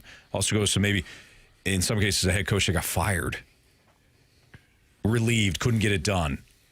Well, they still were able to get it done there. You're smirking, Carey. What's going on? Well, sometimes I didn't know if you were going to notice it. Like, you ever get lost? Because I didn't hear Jamie's question because I was so focused on predecessor or successor. Yeah. I didn't hear the question, so I'm listening, trying to figure it out. The best would have you handed it off to Carey. I was hoping you did because I had no clue. You'd be like that kid in school. That's awesome. I was trying. I was listening, hoping I could. I did that the understand other day. what the question was from Jamie so I could jump in, but I had no clue. I'm going to be completely honest. Marshy, something happened. I was looking at something, and Marshy started into, I think it was a sports six-pack, and then he was talking about, all of a sudden he was talking about the Blues, and then, what do you think, Jamie? And I was like, I don't know. So I just started talking, waiting to see some facial expressions from you guys. And when I saw a couple that were like paused, I was like, okay, I'm on the right track here. The worst is when I read the room. But here's the worst part is when nobody's looking at you and you're still trying to figure it out. And Anthony's on the computer or you're down looking at the computer like, I don't know what I'm saying. I'm sure. Oh, man. I hope That's this when is I turn right. and talk to Ryder or Grant. So what Jamie asked was if Bloom takes over and he does well, does Mo get any credit for that? Because it's his successor. No, not Mo. Steen will. They don't like Mo. Really does come back to that, doesn't it? Well, and Steiner also is very beloved for his time as a player, too. So he's probably got a lot more leeway with what he's going to do. Yeah, a little more highway there. Even though it means nothing pertaining to the actual job he's supposed to be doing now. Yeah, true. And honestly, I don't think it's fair that they don't like Mo in the way that they don't. I think Mo does the job that he was asked to do. Figure out how to make this team good with this amount of money. And that's what your job is. And he's doing the best job. You might not like it. You might not like some of the decisions. But if you're limited in how much you can spend, maybe not from a salary cap, but a self-imposed salary cap, you can only do so much. And so the notion that, Mo doesn't want to spend, it ain't his damn money. Yeah. He can't go. What do you want him to do? He's but doing. if that's the case, then Mo should spend his own money and go get players. Jamie, I don't know if it works that way. I don't know if he has. No, I don't think he does. I don't think he has enough to do that. What do you think? How awesome would it be that once Mo's all said and done with everything, let's say he's done with baseball overall, and then he has a sit-down, tell-all interview, and whoever it is, like Marty Kilcoyne would be great for this. And you go chronologically through the years of things that people wanted, like the Juan Soto or signing this guy or that guy. And Mo gets to tell the whole story. Gives you a peek behind the let me curtain. tell you something. I called ownership, and before I was finished my first sentence, they hung up on me. He's got to be hammered, too. Oh, yeah. Oh, he likes... He likes we call it the Mo fashion. Yeah, the Mo fashion. It's an old fashioned without the bitters, I think. Yeah. Without the simple syrup. There you go. Yeah. He's got to be hammered. I'll drink him with And it's like, let me tell you something, Marty. I called ownership, and they told me no. Didn't think we'd talk about that today. No. All right. Let's hear from Paul next via our mic drop. Stalter, good job. The kid needs to learn some adversity in his life. Not everything's going to be handed to him. Not everyone gets a participation trophy. Also, on the Mo thing, I mean, he did have to work with constraints, but some of the moves he made could have been better. I think the two best signings he probably made were Berkman and Beltran. I mean, Berkman helped us win that World Series that year. He had a comeback year. Same with Beltran. He was kind of down. He had a comeback 2 years with us and went on to sign a few more contracts with the Yankees and the Astros. So I think those were the two best signings that he made with St. Louis. I think he's spot on. I think that's a great mic drop from Paul. I really like what he said, too, about, yes, he may have been working with constraints. That doesn't mean that, you still give Dexter Fowler or Mike Leake the amount of money that you did. And look, I think Mo would admit to plenty of mistakes. I think he's talked openly about the Ozuna deal not working out. He's talked about the Matt Carpenter contract not working out. And in fairness to Mo, Matt Carpenter completely exceeded his first contract. Yeah, he did. So if you just flip the two, it don't look that bad. But yeah, but it's $100 million he deal. extended him before he needed to. That is. I think that's where people get a little bit hairy on that one. Yeah, right. All right, let's have our guy Swan wrap things up here. While I agree that Army will be looked more favorably upon legacy-wise, and people always talk about Mo making bad deals and bad trades, there is a trade that Mo made that many people don't bring up, friend of the show, Matt Holliday trade.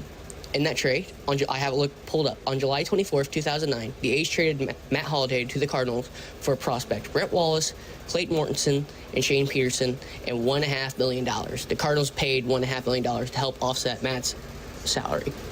It was a great trade, and you never hear anyone bring that up when referring to Mo's legacy. It's always negative, or even when bringing up Mo's positive. That trade is never brought up, and I find it baffling considering how great of a Cardinal Matt Holliday was.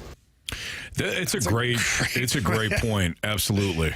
I never think of that ever. And Matt Holliday's a Cardinals Hall of Famer. Yep. Yeah, that is a great point. And Matt Carpenter, a lot of people criticize his contract, and he was the one that got the $100 million, not Matt Carpenter. I misspoke. But that contract wasn't bad at all. It was a great deal when it was all said. But yeah, it was a fleecing. Mm-hmm. Mo has had more fleecings than he's had bad trades. If you're just talking about pure trades. Well, he traded almost nothing. I mean, Carson Kelly seemed like he might be something at a time, and he kind of was for a little bit. Yeah. But the Goldie trade was a win. That was a lopsided deal. Arenado was lopsided. Matt Holliday was lopsided. But then some would argue, does Mo only fall into these trades because Goldie wanted to come and be a Cardinal? I would counter with, and I know that's been brought up before, I would counter with, well, then why didn't any other GM fall into that deal? Well, because those players wanted to be Cardinals. Well, because they wanted to and so basically work with Mo. They wanted to work with Mo. Well, maybe. So I'm not being. I'm just kidding. I'm being the unsilent majority. He mentioned what? Okay. Carlos Beltran was one of my favorite players. It's a good signing. Why is he not a Hall of Famer? Because he helped the Astros cheat. He's got some things on his resume. He's got some things. Yeah. What things? Yeah, cheating. He basically orchestrated the Astros cheating scandal. The trash can banging. Yeah. A lot of people, actually. Were they there? Yeah, some of them were there. Did they see him do it? Yes. Do they have video? No. Then he didn't do it. Well, I don't know if they do or not. But you're doing the old Jamie. I see what you're doing. You're doing the old Jamie Rivers. They don't have video. Yep. What? Did he confess? No. Then he didn't do it. Don't confess. He didn't do it. Yeah. All right. Good call. Just say you don't remember. Great mic drops. All the way around. Good stuff. It's Fastlane on 101 ESPN. Beat the streak and bet the border next. 101 ESPN is powered by Kaufman Townsley St. Louis's injury lawyers. Call 314-500-5000.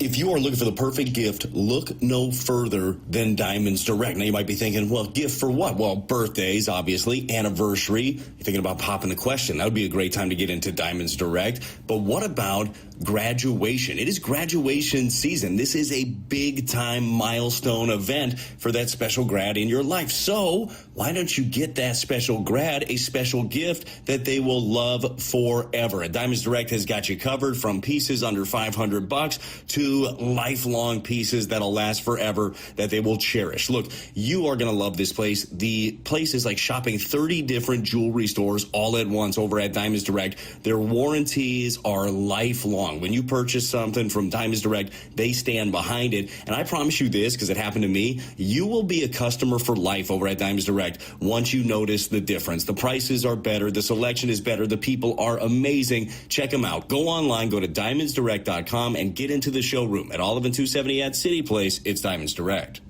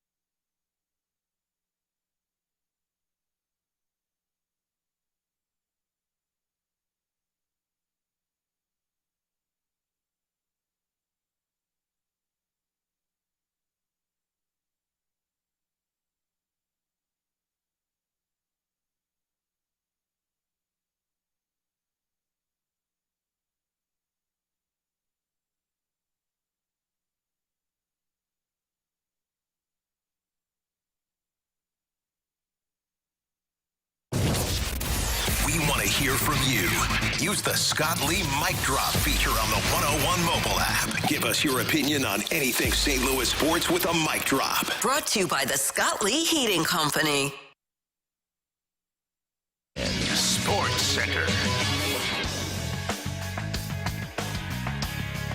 Siani summoned from Memphis. Good afternoon. I'm Bradford Bruns with a Sports Center update driven by Johnny Londoff Chevrolet and Johnny Londoff Autoplex. Earlier today, St. Louis recalled center fielder Michael Siani before tonight's series opener against Milwaukee. First pitch unfolding at 6:40 p.m. Chris Roycroft also goes down while Ryan Valade is DFA'd. NHL 101 ESPN features Panthers-Oilers Game 4 in about 90 minutes. This Sports Center update was driven by Johnny Londoff Chevrolet plus Johnny Londoff Autoplex. See them at londoff.com. Chevy, together we drive. Are you kidding me?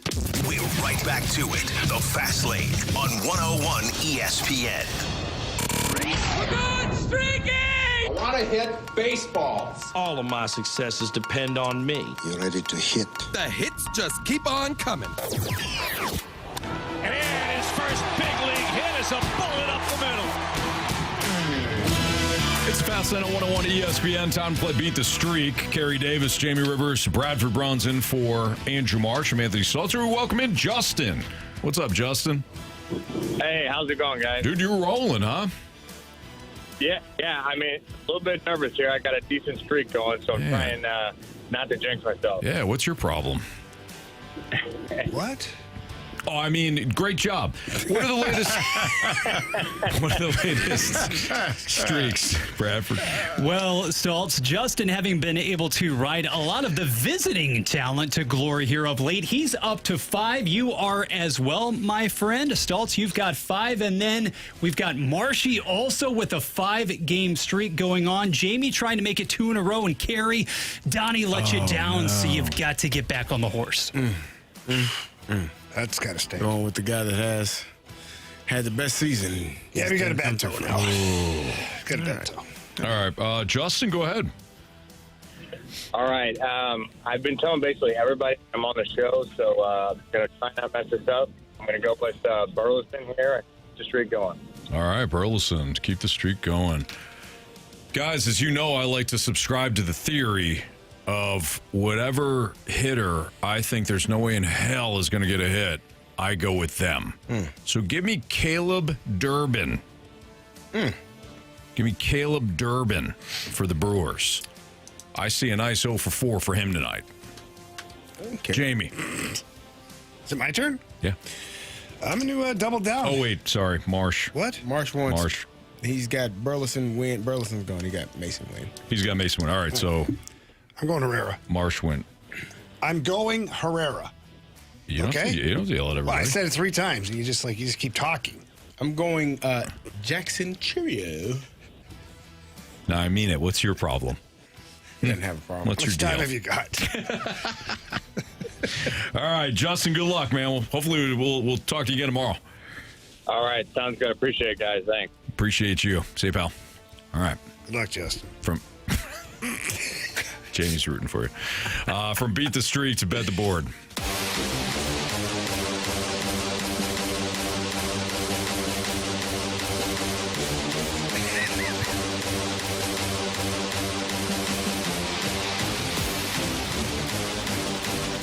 Who's your streak? Who's your streaker tonight, Bradford? Going with Big Willie style. He's going to do some damage off of that 103-mile-per-hour flamethrower. Hopping on one also in the first inning. This kid isn't going to last tonight, guys. I'm telling you. Whoa. He's not lasting. He's not getting out of the first, you're calling? Well, he'll log a couple of frames, but it'll be arduous. Bradford, you just did it. This kid you think he just cursed him? Excuse me for having some optimism. Cardinal Nation. Not on this show. Not today. There's no room for that here. Okay, so latest Bet the Board standings. Bradford. So far, so good. Entering the day. What are you guys doing over there? You're goofing around like a couple kids in the back of the classroom. I picked, you know what? No. All of a sudden, Bradford's back in the teacher role. Go ahead. Anything you like to share with the class there? It's summer. Give me a break. Give me a break. So, Bradford, I want to apologize to you on behalf of the clowns I work with. I appreciate it. We're all in this together. We're banding together. You know, hey. It's Gary's fault. It's never my fault. I fast laid up. That's not my fault. That's not my fault. CD has enough of a penalty, if you will, because unfortunately, as we touched upon during What's Trending, the Pacers emerged victorious last night. Game 3, 116-107. Carey, you thought that OKC would cover. I believe the number was 5.5. Whereas Stalt's pretty astute on that one, sir. You took those Pacers at Gainbridge plus 5.5. You got it. Didn't need them. Hey, you didn't need the 5.5. You didn't. And Jamie. Yes. Boston Red Sox aficionado that you are. Red Sox eking out that 4-3 victory. You picked up that win on the money line, my friend. And we can't forget Marshy. I liked this play. I'm going to say it the most. He knows just how explosive Pascal Siakam can be. In the home setting, Pacers got him the ball. He scored 3 jumpers in the first 3 minutes. Marshy said at least 1 point in the first 3. So 3 out of 4, not so bad. Nice. Nice. All right. Bounce back. So who's up first? I don't know. Who's up up lead? first? Who's on first? Jamie's in the lead, right? Am I? Bradford? Jamie, I believe you got it. Yeah. I thought we were tied. I'll go first. We're not going to pick the same thing anyways. Nat, go for it. I'm sticking with what I've been successful with here recently. The first period total of the hockey game tonight, it's set at 1.5. The over is minus 140. I would like the over, please. Okay. Andrew Marsh is taking Sam Bennett for a point at minus 135. Did you check that? I can check it right now for everybody. Sam Bennett for a point is... Oh, that's Sam Reinhart. Different. I was like, it was up there. I was going to be pissed. It was minus 190. What are you leaning for? Sam Bennett, minus 135. Confirmed. For a point? Yep. Yeah, points. Let's see here. All right, I am taking the Florida Panthers, minus 148 on the money line. Give me Kyle Tucker, 1.5 hits, runs, RBI. Going back to the old Tuck show, huh? Yeah. Tried to, I'll figure it out. Tuck that guy. Bradford. I've been talking about it throughout the show. I haven't been giving enough credit. Maybe it isn't warranted yet. To the kid who's being summoned from AAA Nashville to start for Milwaukee tonight. I see a tantalizing bet, guys. Over under 3.5 hits. I see it posted most recently at plus 120, believe it or not. Plus 120. Plus 120. The Cardinals are going way over tonight. Over 3.5 hits allowed. Jacob Mizorowski. Sorry, not sorry. The Miz is pitching a no-hitter tonight. Maserati. Yeah. Whoa. Hey, the best part is that I'm back tomorrow. I will gladly eat that crow if indeed I'm way off. It's just the Cardinals' track record is if it's a pitcher you've never heard of before or it's his first game ever, you don't have a chance to win. And the slash line isn't as good collectively on the road, but it's time. Tonight is the time to reverse those trends. Tonight. Whoa. All right. There you go. Let's beat streaking. What? Journey? No. Not close. It's been a while. Oh, boy. Stain? That's Stained, yeah. No. I don't know what song you all were singing. I actually don't know who it is. Gonna make it right tonight. Whoa. Who is that? Probably it's Journey. It's not Journey. I don't think it's Journey. I hope it is. All right, well, we learned 3 stars of the day next on 101 ESPN. Tonight, the Stanley Cup Final is on ESPN. Oilers and Panthers. Pregame at 6:30. Puck drop at 7. Your home for the NHL. 101 ESPN.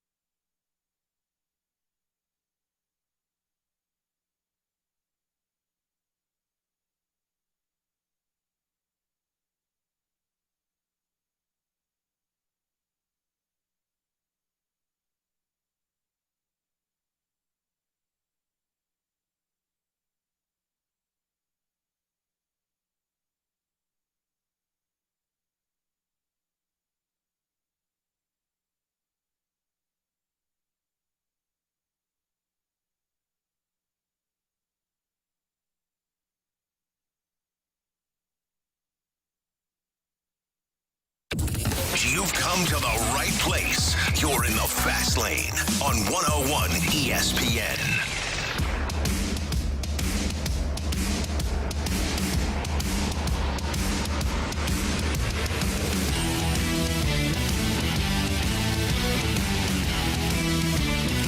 Anything from today's show, you can always download the podcast available at 101ESPN.com or on the 101 ESPN Dobbs Tire and Auto Center's mobile app. All the podcasts, of course, brought to you by Schaefer Door Company. Trying to find out what everybody learned today. Bradford, why don't you have honors? We will make it very, very recent, guys. I learned that I need to do a better job of taking a deep dive into the Genesis and Phil Collins music catalog. That's right. Thank you to those in the Snake Pit and the text line to remind us that tonight. It's not Journey. Oh, is Phil Collins / Genesis. Well played. Jamie. Yeah, I learned today that Anthony Stalter has no regard for 10-year-old children, even when they're in the presence of their own parents. Just dismantled poor Micah day after his birthday in the Gauntlet today. I just want to point out that yesterday was Micah's birthday. I know. Not today. Yeah, not today. Not today. Carey. I learned that 5 strikeouts is a platinum sombrero. 4 is a golden sombrero. Yes, it is, Carey. Sombrero. Well, sombrero. Yeah. What Or were we- Olympic rings. Or Olympic rings for the 5. There you go. What I learned today is that even if you win, you can still lose in the eyes of many.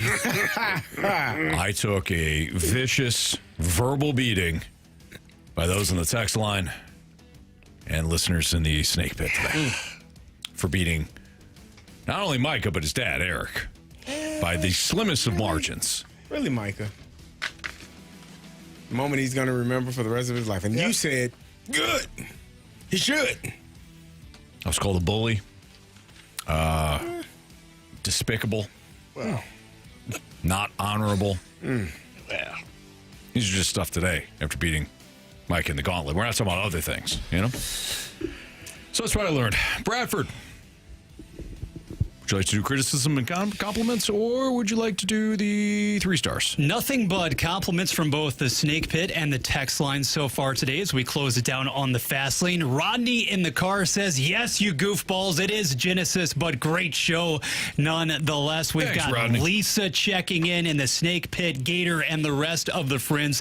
Just a lot of positive interaction today, and also a lot of great feedback that we received and participation from the Army Mo topic. That was a lot of fun, too. That was good stuff. Yeah, a lot of good mic drops, and Bradford even noted that we got some mic drops after we did the segment, so apologies for those that didn't have an opportunity to hear their mic drops played. That's just that's how it goes sometimes. That's how radio goes. That's how radio go. Mm-hmm. Yeah. Yeah. It's just baseball. Bradford. It's just radio. It's time for the Fast Lane's 3 stars of the day. Presented by Circus Sports Illinois. Sports betting the way it should be. All right, a lot of tight races today. Star number 3, however, whether you want to call them the platinum sombreros, the golden sombreros, or my personal favorite, the Olympic rings, will net star number 3 on this occasion. We give it up for, yes. I like those, yeah. You don't want to have a lot of those. Olympic rings. You don't want those. Yeah. No? Not if you're hitting. Yeah, good point. That's a good point. Yeah. Yep. Lars changes it tonight. You heard me earlier in the show. did. You heard me. You know. Star number 2. And I thought this one was going to get a little too out of control earlier in the program, but we dialed it down a notch. We backed it up just a little bit. Nonetheless, that spidometer, that trusty spidometer indeed, in relation to the Chicago Bulls. Yeah, you can get that eye contact going there. Yep. Much deserved star number 2. Yeah. You tried to bring it out. It's okay. I think I did bring it out. Yeah, Not in full force.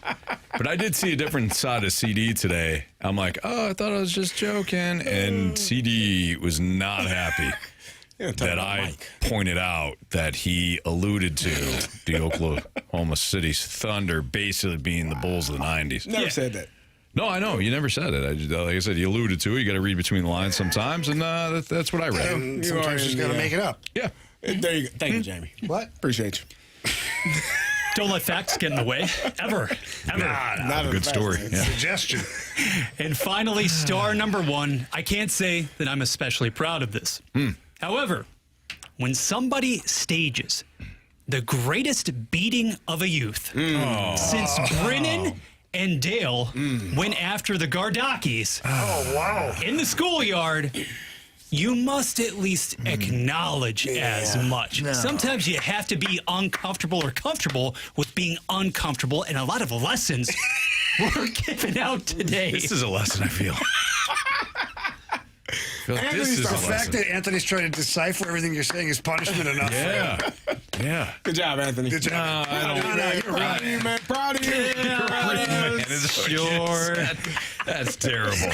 Especially coming from you, who just absolutely drubbed Reed on these same airwaves. Micah, Eric, we love you. We love you guys. Yeah, Thank you very much. Anthony's going to go home and hug his children. I'm sorry, guys. Whatever you went through today. What? How old was Reed? I think he was like 11. He was way older.